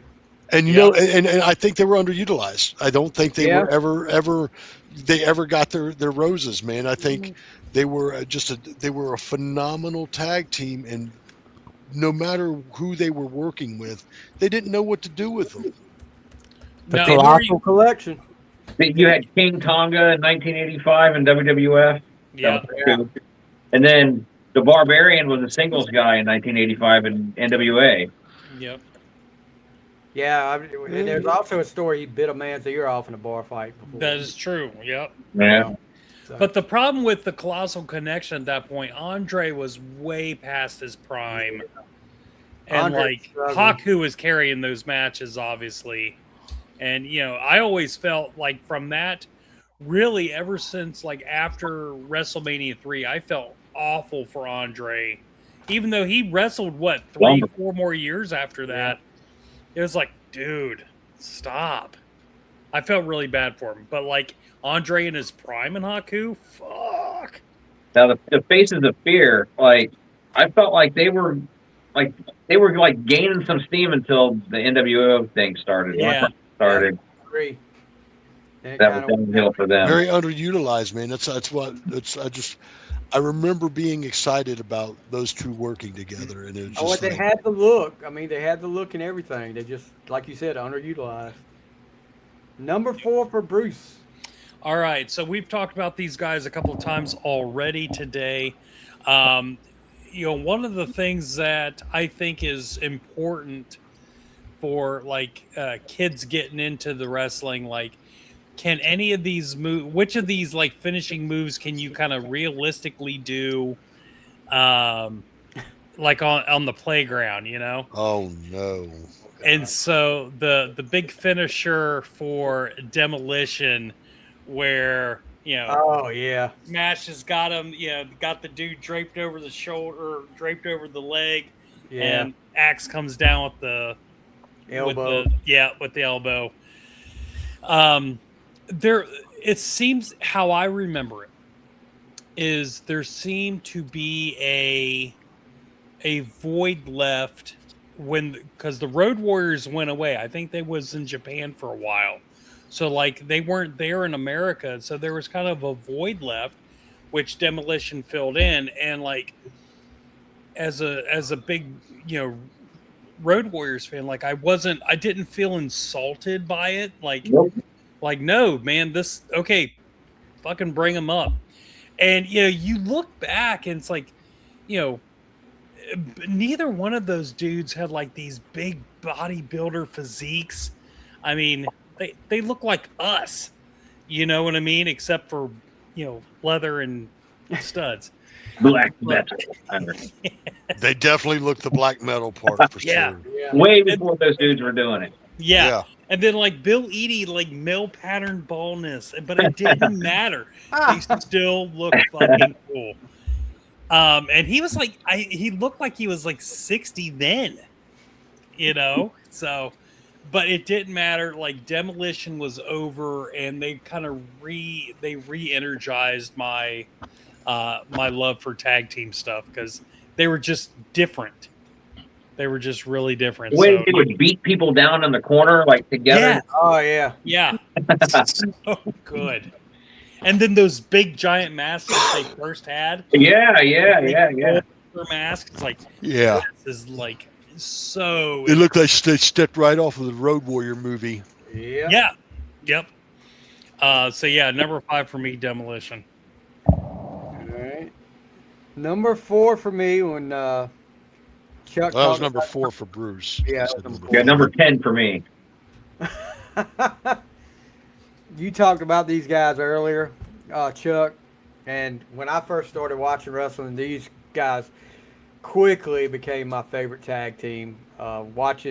Hearing my cousin talk about these guys, and I was like, I need to watch this. And I watched it. The first night I watched, I was like, okay, yeah, they got me. But number 4 for me is the Rock and Roll Express. It's hard to believe now when you look at some of the finishing moves now that a double drop kick be a finishing move, but those guys did it, and I mean the way they did it together so many times, where they would hit it at the same time was just amazing. Got to see them a couple of times in person when they were in that 80s prime. And people used to talk about it all the time. Well, why did the Rock and Roll Express keep getting the title? The Road Warriors don't ever get the title, but the Road Warriors didn't need the title. Need it. Exactly. Yeah. Road Warriors didn't need a belt.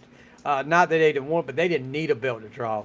But the Rock and Roll Express were one of them teams, and you look at the pop the Rock and Roll Express would get back in the day, and just the sea of people that would be all over the place grabbing at, and mostly girls, but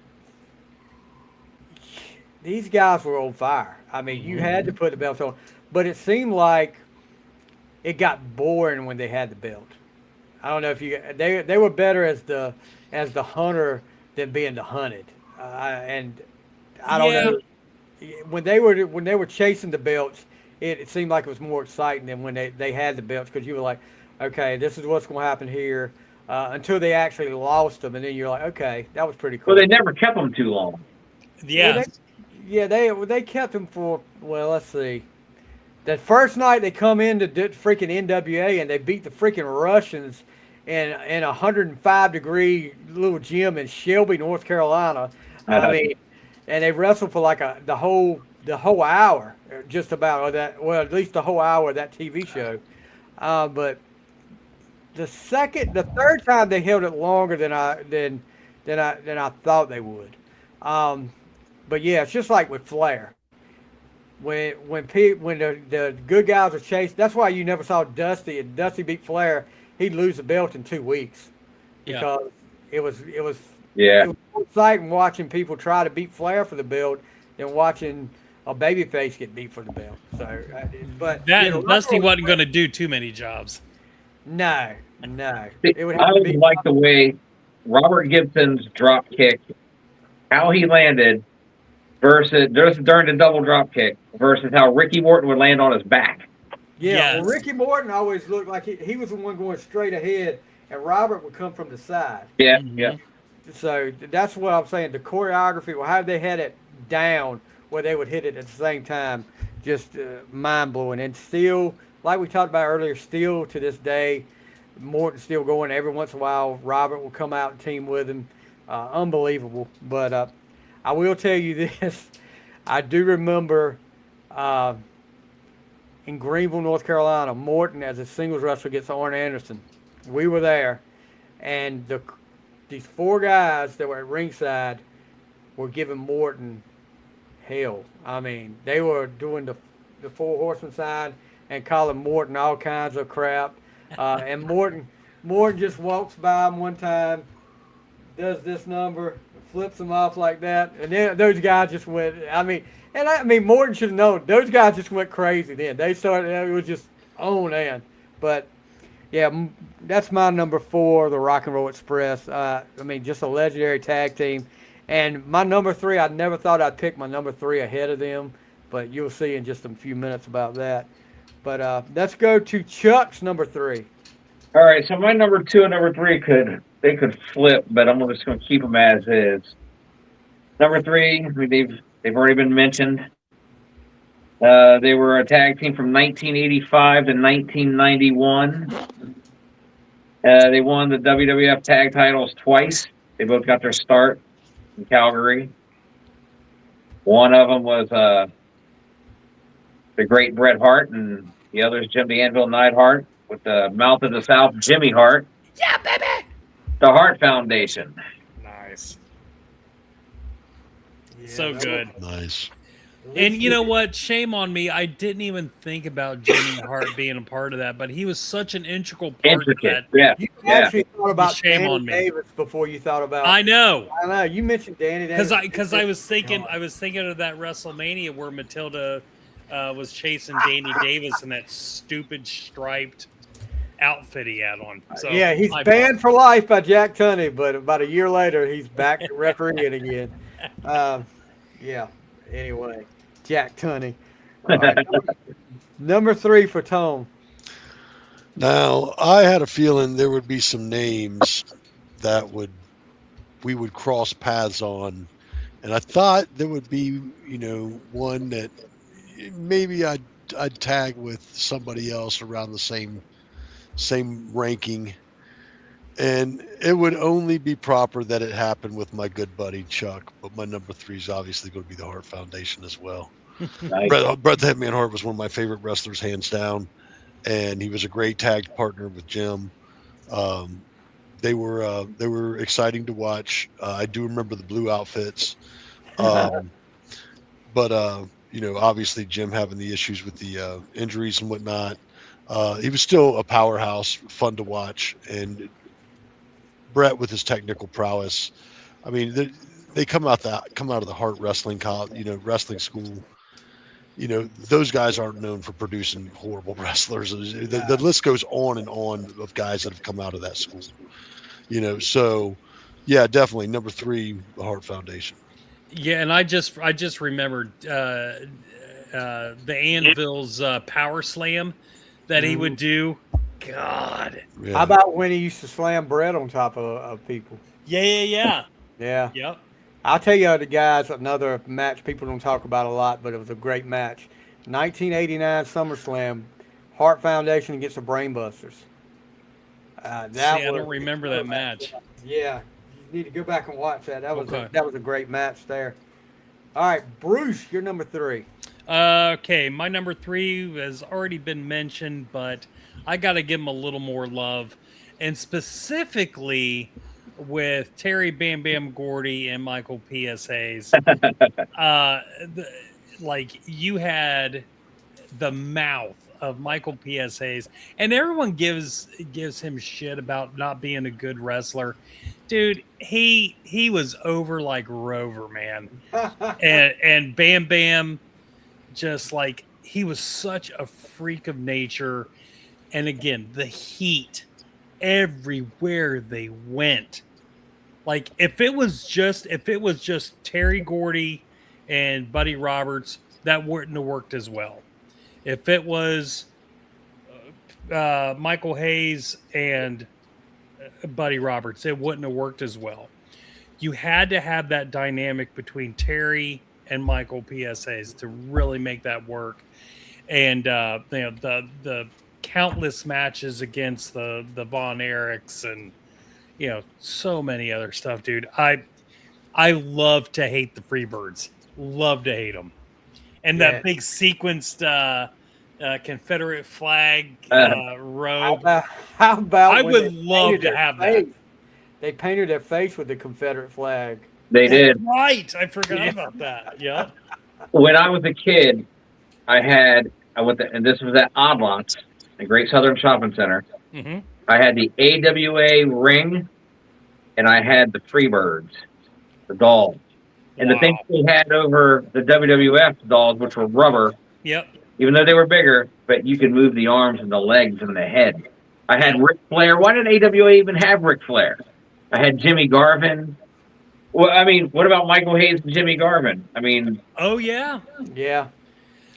For me, Jimmy Garvin, just like he was always playing the chicken shit. So like even when he turned babyface, like I never wanted to root for that dude. It was towards the end of his career. I was a Jimmy Garvin fan. Yeah, I like Gorgeous. I was a Ronnie Garvin fan. I like Ronnie too. Yeah. How about rugged Ronnie Garvin? Yeah, that's right. You want to see heat with the Freebirds? Go watch Clash of Champions from Fort Bragg. Yeah. And look at Terry Gordy. And that military, I mean, you got military guys there. Terry Gordy is antagonizing the crap out. You see guys in the crowd about to riot. Yeah. And Terry Gordy just sitting in there. So I don't know what he's saying, but yeah, it's not, hey, how you doing? How you doing, it wasn't guys? welcoming them to dinner. Yeah, I'm like, it's not like proud of you guys. Go USA. But Freebirds, Freebirds number 3 for me, man. Number 3, and like I said, as a kid, I would have never done this and ranked them above Rock and Roll Express, but as you get older, you kind of change your look on things. And these guys, how they're not in the WWE Hall of Fame, I don't know. But one of the greatest tag team wrestlers of all time. He was in multiple tag teams with another great tag team wrestler with Arn Anderson. But Midnight Express, I mean, and you can say whichever version of the Midnight Express is your favorite.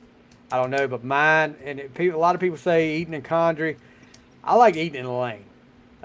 There was something with them. I know Condrey was more physical. Lane was more technical, but those guys, I mean, Bobby Eaton alone, man, some great matches. The legendary feud with the Rock and Roll Express that seemed to never end. Yeah. It would come out of nowhere, cost the Rock and Roll Express the belts to Arn and Tully. That scaffold match is fantastic. The scaffold match with the Road Warriors. Yep. Yes, and the Midnight Express versus the original Midnight Express. That whole program started off so great with the phone call. Why the heck out of all of a sudden, there's never been a phone in that TBS studios, but all of a sudden that night they've got a phone sitting there, and that was done so great, but ended so bad with Condrey leaving right before the big match, the Loser Leaves Town match.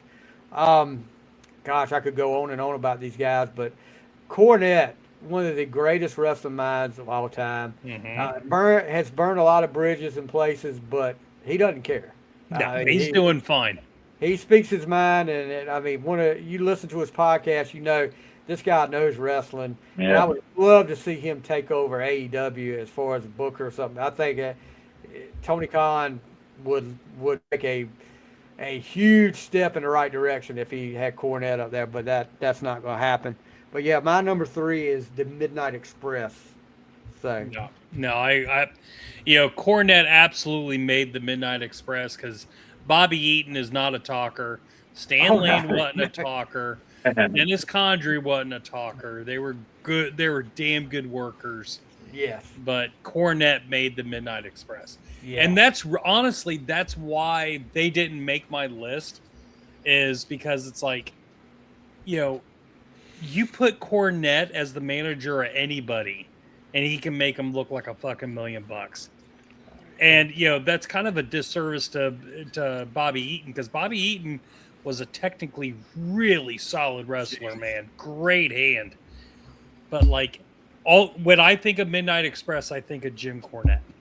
Yeah, I mean, Bobby Eaton, though, gosh. Yeah. I mean, you put him and Stan Lane together. Stan Lane, of course, with the Fabulous Ones all those years. Yep. Steve Stern, Stan Lane.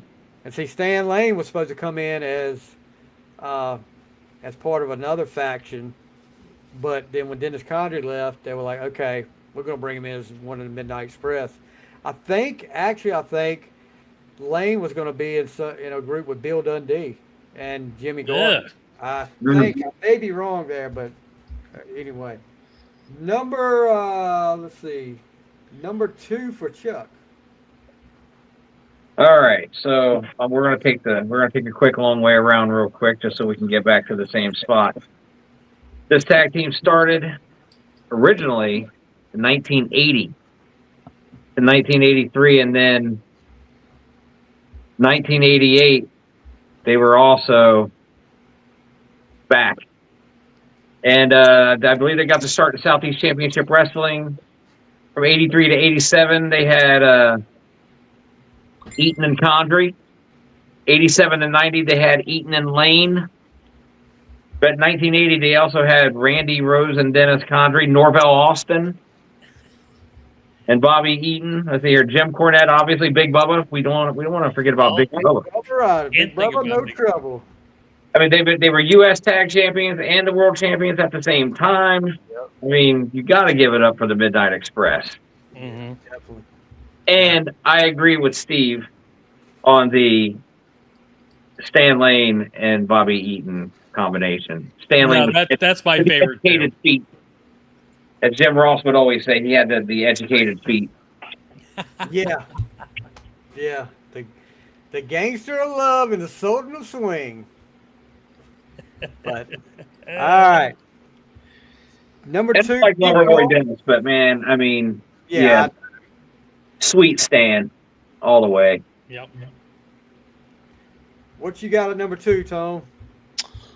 This tag team has been mentioned before, and as big of a fan as I am of Bret Hart, I'm a bigger fan of the younger brother in this tag team. He's still hands down my favorite wrestler. You would know him as Big Papa Pump, and his brother as the dog-faced gremlin, the Steiner brothers.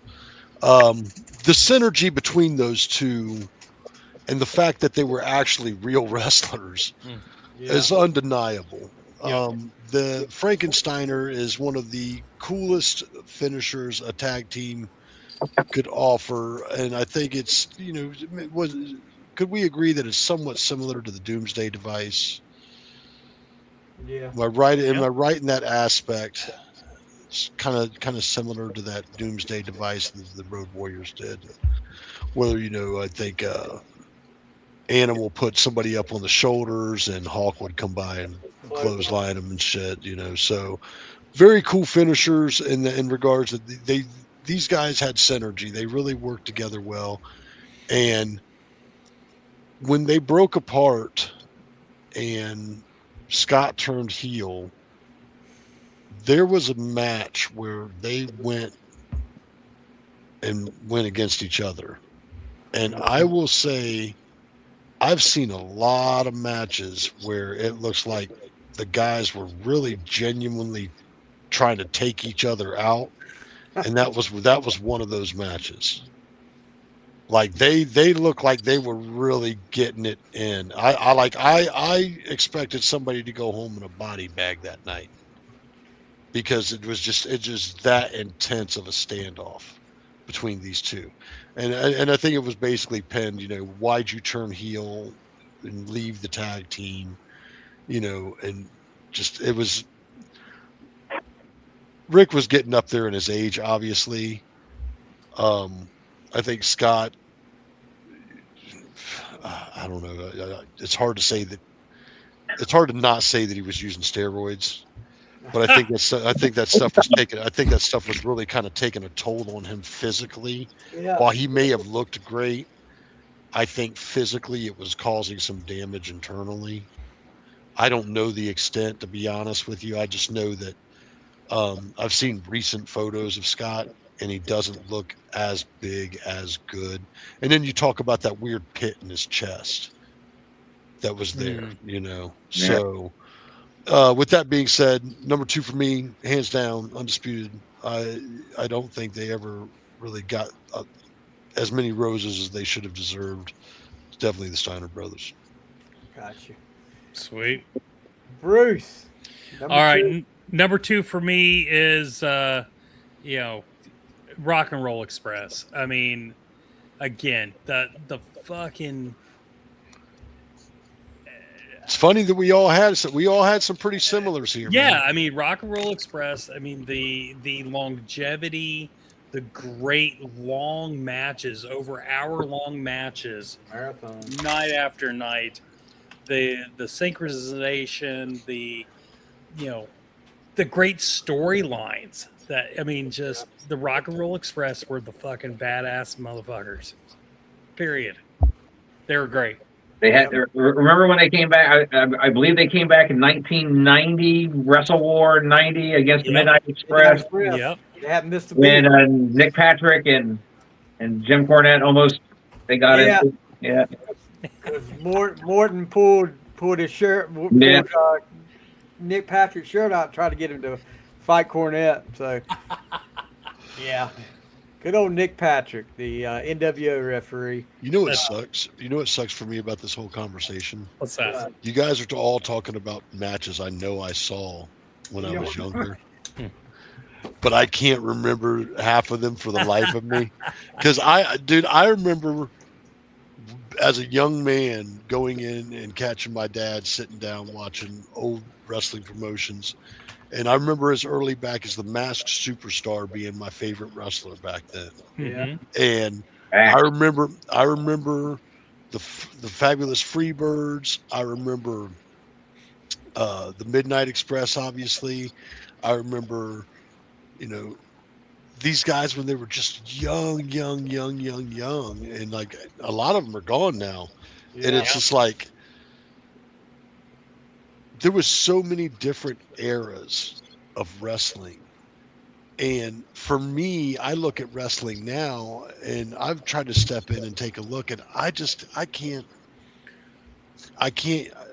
relate with it anymore. I totally agree with you. Well, because they're not telling stories. Exactly. There's no storytelling. It doesn't last long enough. No, it's high spot, get out of there and promote something. The thing is like, see, okay, so I don't have Netflix, so I can't watch it. But when I watch SmackDown or AEW, unfortunately, I find myself fast forwarding through most of it. Now, if MJF has a promo, I'll watch that. Edge and Christian are fun because they're doing kind of like the Sting and Lex Luger thing, where one's a good guy, the other's a bad guy. Mm-hmm. And like a couple other things, but like I fast forward through most of that. And then with WWE on their SmackDown, I mean, if Cody Rhodes is given a promo or something like that, I'll watch that just because he's hooked to Dusty. Yeah. But other than that, it's like, man, I find myself with today's wrestling not being able to relate. Like, and that's a big issue, man. Like I would love to take the time to sit down and see some of this new talent and understand, but there's nothing that drives me to say I'm interested. I mean, Damian Priest is fucking cool. Right. But I go back to that original point where they would spend, back in the old days, they would spend 20 minutes on working a knee. But, as I watch, it was still entertaining.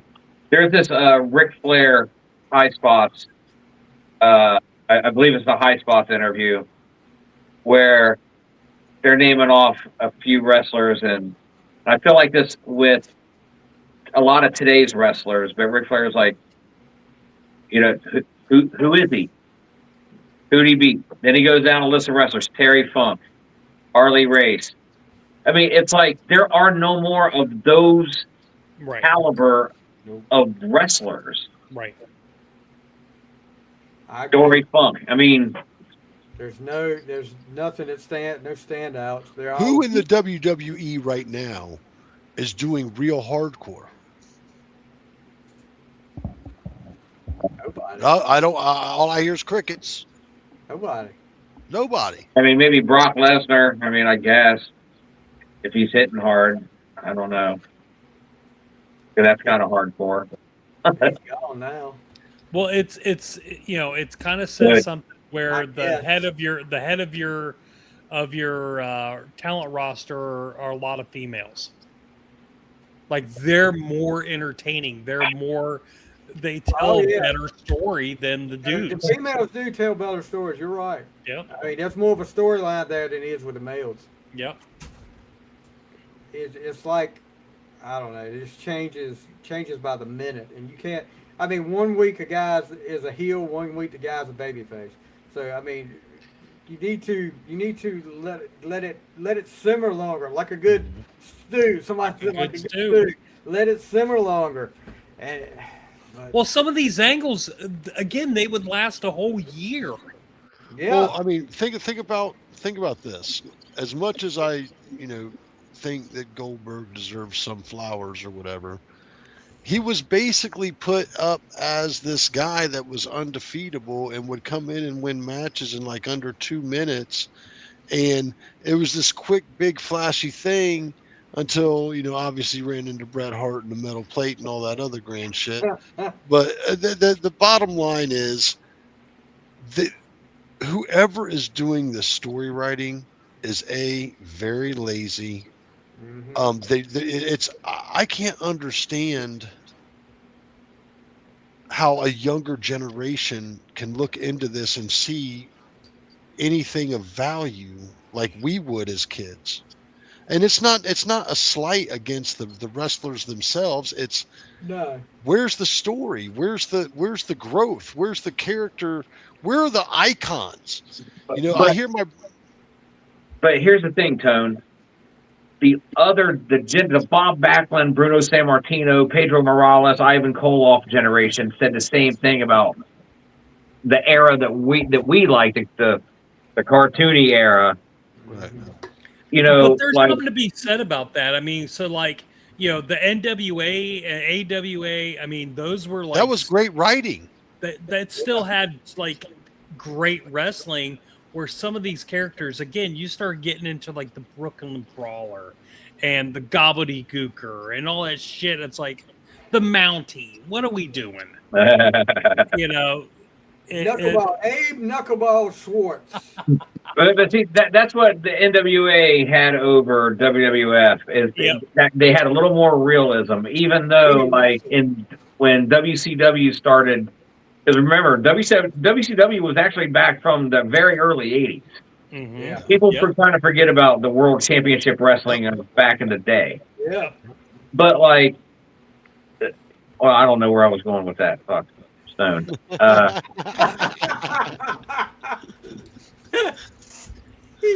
Dave's not here, man. Dave's not here. Well, whatever I was talking about. Yeah, I think you were talking about Stevie's number 2. Yeah, my number 2. No, I hope not. That didn't sound right, but anyway, I hope my number 2 looks all right. Anyway, my number 2. Yeah, I think just about everybody has talked. Well, one hasn't talked about him, but one of the best brother tag teams you've ever seen, and Rick and Scott Steiner. I mean, what else can we say about them? They flowed, dude. Yes, I mean it was natural with them. The teamwork, the chemistry, and I'll tell you this: I got bored with Big Papa Pump easy. But the leaner, thank you. The leaner, quicker, more agile Scott Steiner was the one I liked. The one that could do the Frankenstein. The younger Scott. Yeah. Yes. I liked that one, but that version of Scott Steiner was my favorite. I like that he turned heel, man. Well, I didn't mind that he turned heel. It's just that when he got so big that he couldn't, do those athletic moves like he used to.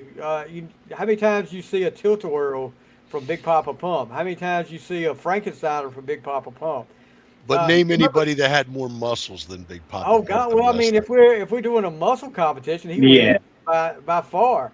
This But dude you had remember, muscles on muscles. Like he would flex and it looked like a dang cart, like yeah. blink, blink, blink, and then a vein, like bink. Like, Do you remember the screwdriver suplex he used to do, mhm. where he held him like a backward suplex and just went into like a brain buster, stuff like that. He was always coming up with something different, and that's what I like watching with him. Wrestle War '92 when they fought that Japanese team, and this young Japanese wrestler that was an up and coming wrestler. I don't know if Scott and Rick had heard all they wanted to about this guy, but they put a beating on that dude. You watch that match, that kid's his eyes shut by the end of the match. They beat the crap out of him. And I wondered now, back then you kind of like, okay, but now knowing what you know, I'm wondering if they were like, okay, we're going to show this guy something right here. We're going to be stiff with this guy tonight. Yeah. Or and they were stiff with both of them, but that kid especially, that's a brutal match right there, but it's a good match. Yeah. So You could see that Scott Steiner was getting ready to turn, leading up. He was leading up to it. Yeah, he was getting mad all the time at the end of matches and like kind of like beating up their opponent a little extra. People don't remember, but the first time when they left, before they left to go to WWE, he was on the verge of going heel then. He beat Ricky Steamboat for the TV belt, and it did it in a controversial way. But yeah, he was on the verge of going heel then, but they left and went to WWE. So Because of Bill Watts, I think, or something a little earlier. So who knows? But yeah, the Steiner's definitely my number 2 there. Man, that's cool. I've crossed with a we're couple people same tonight one. in some same rankings. Bruce, what was your number 2? Rock and Roll Express. And he's not going to have the Steiners on his list. I did not have the Steiners on my list. I know we Or talked the about it Midnight earlier. Express. Jeez. No, I did. I know. It's your list. Nothing's wrong, but I'm just saying. But it's wrong. Chuck, you're number 1. Number 1. I Form. think this is going to be a unanimous. I honestly think this is going to be unanimous. We'll see. This should be going right across the board. Okay. Number 1, formed in 1983 and tagged until 1992. And then from 1996 to 1998, they got their start. I mean, obviously a little bit separate, but as a team in Georgia. I believe they won the titles, the Georgia tag titles, the first fucking match.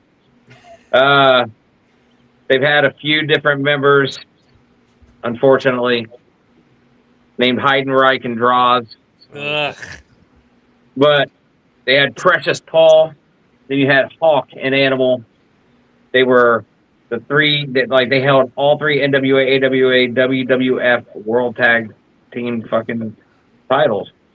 And that was the first time I ever heard Black Sabbath, Iron Man.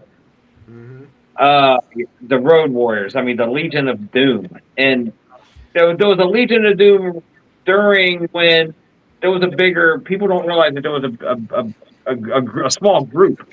They had King Kong Bundy and Jake Roberts in it too. Yeah. Paul managed him. They were the Legion of Doom. That's People, right.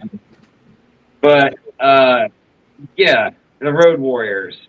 Any incarnation of them, as far as from 83 to 92, with the makeup and how the makeup changed.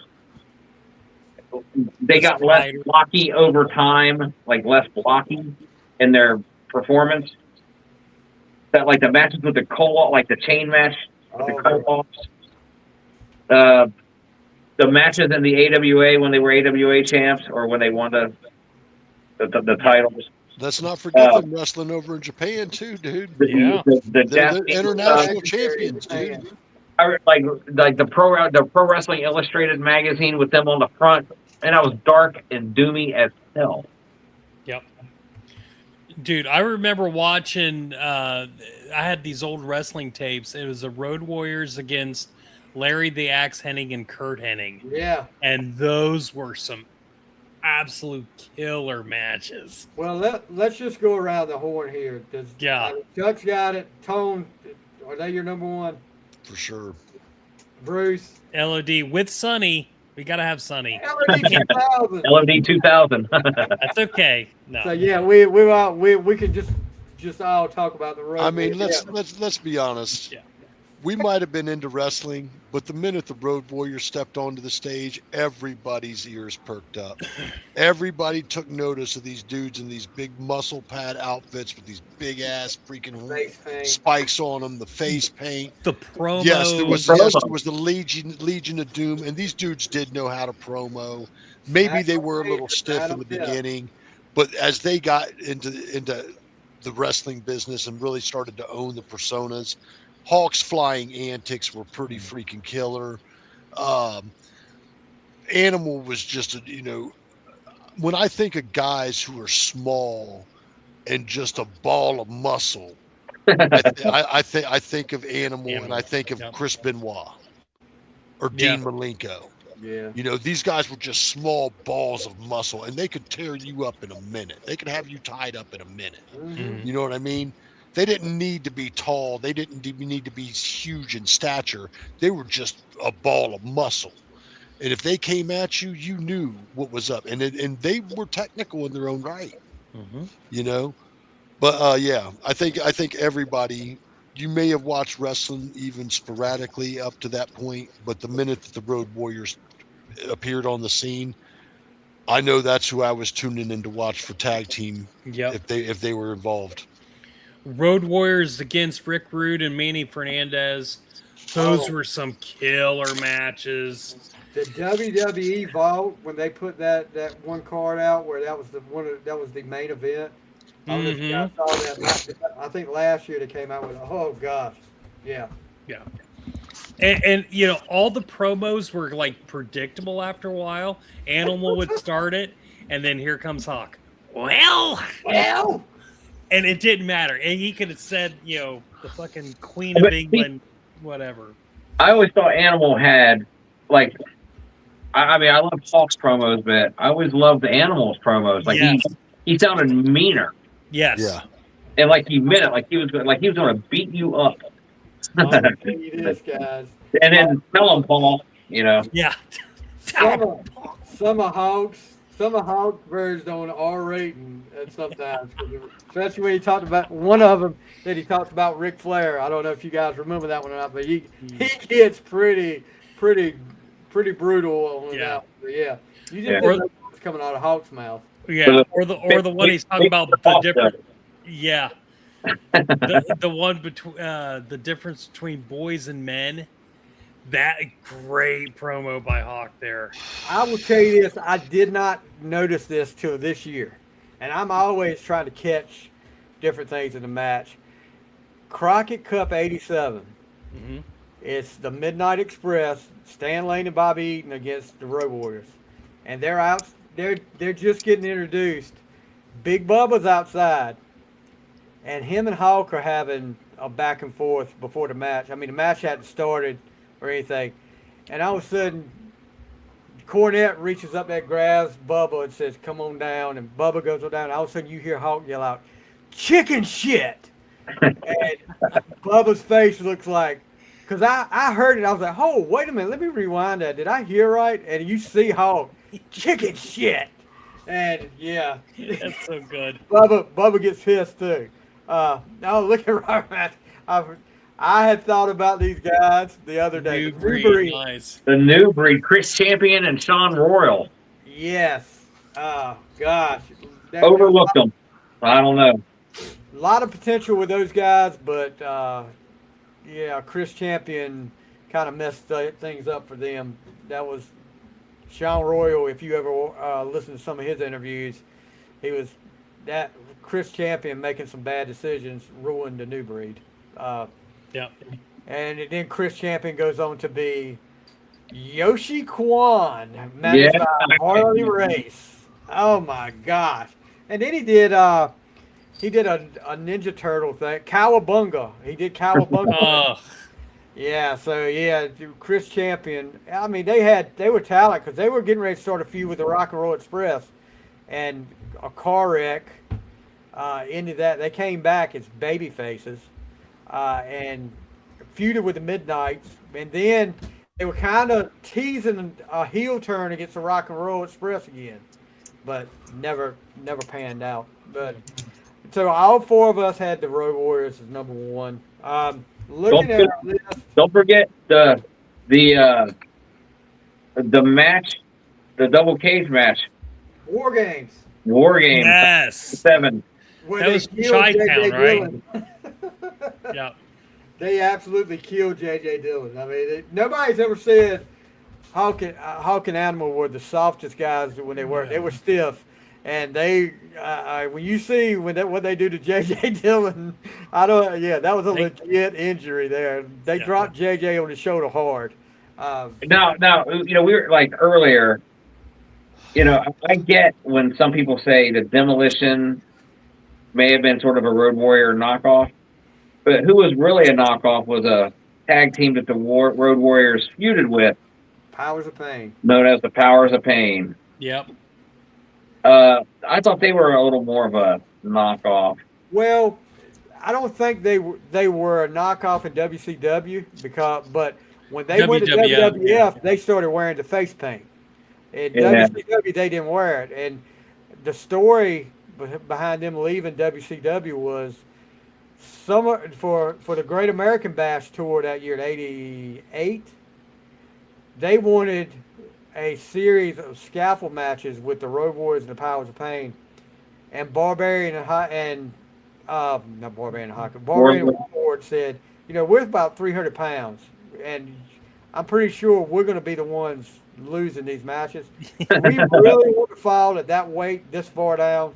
So, they left. They called Vince, and I think they should have got a bigger push, but the deal was when they broke up the Powers of Pain in WWF, the Road Warriors said they wouldn't come there and have Demolition and the Powers of Pain as both as tag teams. So that's why they broke up the Warlord and Barbarian. Which they're making appearances together at indie shows now. Of course, Warlord can't wrestle; he's got a bad back. And Barbarian, I don't know if he still wrestles or not. I think he does, somewhat. But yeah, that's why they broke up. Yeah. Well, I would just like to mention we've talked about a lot of wrestlers as far as tag teams go, and most everybody that I had for an honorable mention has been mentioned throughout the show or have been added onto somebody's list. The only two that I can think of that I didn't hear tonight that I'd like to throw out, or actually three that I want to throw out that were honorable mentions for me real quick, are going to be obviously Demolition would be on that list, and I need to mention that as it is. However, the three that weren't on that I didn't hear anything about were the Mega Powers. Yeah. Hulk Hogan and Macho Man Randy Savage as an honorable mention. As awkward as it was fun. I got to give it up to the Rock and Sock Connection. Mankind and The Rock as a tag team were a lot of fun. And then a very underrated tag team, kind of an odd couple when I first seen them together, but I got a lot of respect because both are really good wrestlers in their own right. The APA, Acolyte Protection Agency. Yeah. I'll say this one: didn't stay together as long as I'd like to have seen them together, and one of them is in two different tag teams. The other Twin Towers, the Luger and Wyndham. Yeah. Yes. And anybody that watches that Clash of Champions match when they beat Tully and Arm for the belts, that pop in the Greensboro Coliseum is one of the loudest pops you'll ever hear. Yeah. I understand the heel turn with Wyndham, and that really worked out well with him. It did. But it shocked with the I remember that Blackjack Mulligan with the cloth. Yeah. And then Wyndham and Dustin Rhodes. I mean, those guys worked well together. Held the tag belts for a while. They beat Gordy and Williams for the tag belts. Big upset, but those guys worked well together. I like them two together, and that's just a couple of them that I thought, I didn't want to go with some of these established tag teams. I wasn't that big of a fan of the Fantastics. That was another. No, I never liked the Fantastics. And I had Bobby Fulton. It's the bow ties. That's what it was. I had Bobby Fulton on twice on my podcast, and oh wow, yeah, both times he told me this would have been interesting. In '88, both them and the Rock and Roll Express were in NWA. Rock and Roll Express had just come back. There was a plan to turn the Fantastics heel and have them be managed by Paul Jones and get in a feud with the Rock and Roll Express. Oh wow, that would have worked. And they were talking about, there was another talk about that. Morton left because they were talking about shaving his head. The sheep herders were going to shave his head, but I think originally that was going to be the Fantastics trying to shave his head. So that would have been interesting right there to see those two go against each other. That'd been fun. Paul Jones as the manager, just don't let him talk a whole lot. I mean, I don't know. Me and the Kyle guy that was talking to you earlier, we talked about that several times. What did NWA owe Paul Jones to put him as a manager and let him talk? Because he cut some terrible promos. One more honorable mention. I got you. Money Inc. Oh. Ooh. Ted DiBiase, Mike Rotundo. IRS. Yeah. You think the WWF saw him as Michael Wall Street and then wanted, hey, we can't do exactly what they're doing there. Let's just make him the exact opposite. We'll make him a tax collector. Yeah. How about Wyndham, Barry Windham and Mike Rotundo? Mike Rotundo, they're on my honorable mention list. No, that's stolen too. Thanks, Steve. Or Danny Spivey and Mike Rotundo. Oh, yep. The American Express, because Mike Rotundo and Barry Windham were the U.S. Express. You remember when he was Starship Eagle or something in NWA back in the day? Yeah. How about the Skyscrapers? Yeah. Yeah.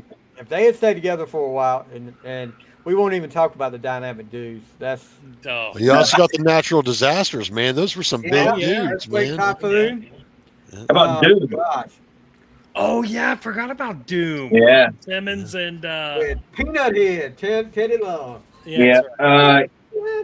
You got Terry, and whether you want to call him Hoss or Dory Funk Jr., the Funks. Yep. Well, if you watch those old, they're on YouTube. You can go back and watch those old Japanese matches. Whoa. Yeah. Abdullah the Butcher and the Sheik, or Abdullah the Butcher and insert Stan Hansen or somebody. Mm-hmm. I'll tell you guys, I found a YouTube channel recently with old. I think it's called Vintage Wrestling Channel, the old Vintage Wrestling Channel, and he just puts 12-minute clips of different programs from back in the day. And one that, I got that Best of the Starcades video cassette when it came out, and they had a bunch of matches from '83, but they had the Jack and Jerry Briscoe versus Jay Youngblood and Ricky Steamboat. But this guy had the feud started with the Briscoes turning heel. He had a 15-minute clip of that, and I'm telling you, that was good stuff there. I mean, Steamboat was, I didn't see, and maybe I need to watch more of it. I didn't see the fascination with Jay Youngblood, but no.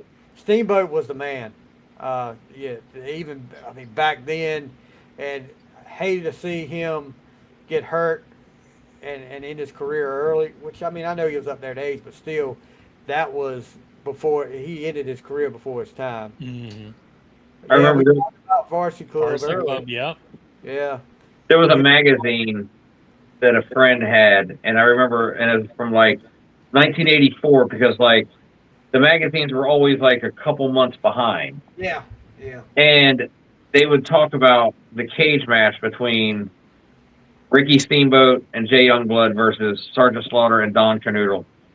And I couldn't wait. Like when I got the network, it was one of the first things that I looked up. That's awesome. Like all these matches, like it's something that I had never got to see, and I still never saw it because where'd the network go? But Yeah. I want to see because it was on the cover of either The Wrestler or Pro Wrestling Illustrated. But Outlaw Ron Bass versus the Dirty Yellow Dog, Barry Windham. And it's a Barry Windham, the Yellow Dog with the chain around Ron Bass's face. Yeah. And it's in Florida. Man, I'd love to see that. And you know, that cage match you talked about between Steamboat, Youngblood, Slaughter, and Canoodle, that was a pay-per-view before it was a pay-per-view. Because they called that the Final Conflict. They had a whole card set up, and that was the main event. Had Flair versus Greg Valentine for the World Greg Championship. Valentine. That He went was in a tag team too, or a couple. Yeah, with Brutus Beefcake. Brutus Beefcake. Yeah. And Rhythm and Blues. You can't forget him. Oh no, good Lord. Don't even talk about him in the last tag team I remember him in with Terry Taylor. Oh God. Ugh. Oh, yeah. The tailor-made man. But yeah, so that was just the Final Conflict was a test for Starrcade '83. They wanted to see if they could do something like that, and it's on video. You can find it out there, but I don't think you can find the Flair Valentine match. That went to a 60-minute time limit draw. Well, I didn't get my hands on, have you ever seen any of those old, I guess Jim Cornette has them all now, from Mid-Atlantic? When there's no commentary, it's just the match from. Yep. I've seen some of those. Yeah, matter of fact, I think I've got a few. Yeah, me too. Yep. Yeah, but yeah, it's just stuff like that. So great. That's What about the Samoan SWAT team? Oh God, the SST. Yeah. Holly Dangerously. Let's see. I'm trying to remember who else. You had Harlem Heat. Harlem Heat. Yeah, That didn't make Harlem Heat was anybody's another list. I'm surprised that didn't make anybody's list, but I was. There was only 10 spots. Yeah, Yeah. they did. They They I deserve couldn't see it. them Just like above Midget anybody. Christian didn't make my list either. But Yeah, I couldn't see Harlem Heat no matter how many tags. Well, I didn't have the Dudleys on my list either, so I just couldn't see those above any of the 10 I had on my list, no matter how many titles they won. Yeah, looking through it all, man, it was tough to pick. It was kind of tough to pick out the 10, but what I know is what I like, and yeah. I had a that's strong right. feeling we were all going to run into the Road Warriors Legion of Doom at number Well, I one. told y'all when we started the little chat group the other night, I said, and y'all were talking about, well, we'll see how many we get the same, and I said, well, there should be at least one. Like I said a while ago, one of them should be the same, or somebody's gone plumb crazy. Now, so I had a feeling that at least 3 of us was going to have the Road Warriors, but Stevie, I could have sworn you were going to either have the Midnight Express or Rock and Roll Express as your number 1. See, and I didn't even have them too. I know. I was number 2, and like I said, back in the day, the Rock and Roll Express, you wouldn't see me put them on the Midnight Express, but when Lane came over, they kind of became. I was like, these guys work well. So, was there any surprises on anybody's list? The Bushwhackers? Yeah. I don't care. That's my Val Venus for this episode. I'll tell you this: another one that could have made my list, and it's putting 2 of the great tag team wrestlers together: Arn Anderson and Bobby Eaton. Yeah. Yeah, I never seen that. When they were in the Dangerous Alliance, that's another show we could do, top factions. Because if the Dangerous Alliance had stuck together longer, you'd be talking about them as one of the top ones. Look at that talent they had in there. Gosh knows. But anyway, I know we've gone 2 hours and a half, guys. So we've done a Ric Flair marathon match tonight for sure. Ric Flair, Ricky Steamboat 60-minute marathon. But guys, we'll wait till Bruce gets back and I'll do the we'll do the whole plug for you guys. Good deal, man. But it was definitely an interesting episode, and I think if we think about this in the near future and doing another one, I think it'd be really good to kind of maybe go over the idea of doing the gimmicks, the sticks, man. Like, what were the top sticks? And like and there's a lot of them out there. I was sitting there thinking about the boogeyman and eating the worms and stuff. You know what I mean? Like, there was some crazy stuff out there. About, what's his name? Gosh, the cursed dude, Danhausen. I know he just came over to the WWE recently. Yeah. There's a big to do about that, but I don't watch. He's making it. Well, I don't know. He may have slipped down a little now, but he was making a big push for a while there. But he'll make some fans, that's for sure. Yeah, he's definitely done that already. But because he's selling T-shirts like crazy. But before we get out of here tonight, Tony, Bruce, you guys are getting ready to start your off season is over about the same time as the NFL season. You've been in training camp. That's right. You got your OTAs over with. So talk a little bit about the Hooked On Sonix podcast coming back next week. That's right. So yeah, next week, season 6 starting. Is it season 5 or 6? I thought it was season 6. I thought we were in season 5. I'm lost. God, it seems like season 15. It seems like forever. Yeah. Somebody's going to do the heel turn right here. You're always keeping us behind. The funny thing is usually every year I release a small snippet video kind of letting everybody know that things are coming, but I usually have new photos from where we've gone to shows and met band members and done things. Problem is, all the shows that we're seeing are coming at the end of the year, and it all happens after we start the new season. Yeah. So, but yeah, I mean, this upcoming season, whatever number it is, it's going to be really good. We're going to continue to bring in some new guests from all different walks of life, and checking out lots of great albums, and it's going to be great. Jeez, you're scraping the bottom of the barrel there, Robert. Yeah, we kick off next week, September 1st on Tuesday. Usually videos released right around midnight, so Tuesday night, Wednesday morning. Yep. Kind of discuss what we're getting ready to go into in the season there. You be sure to catch us. Bruce, I got some wonderful albums for you this year.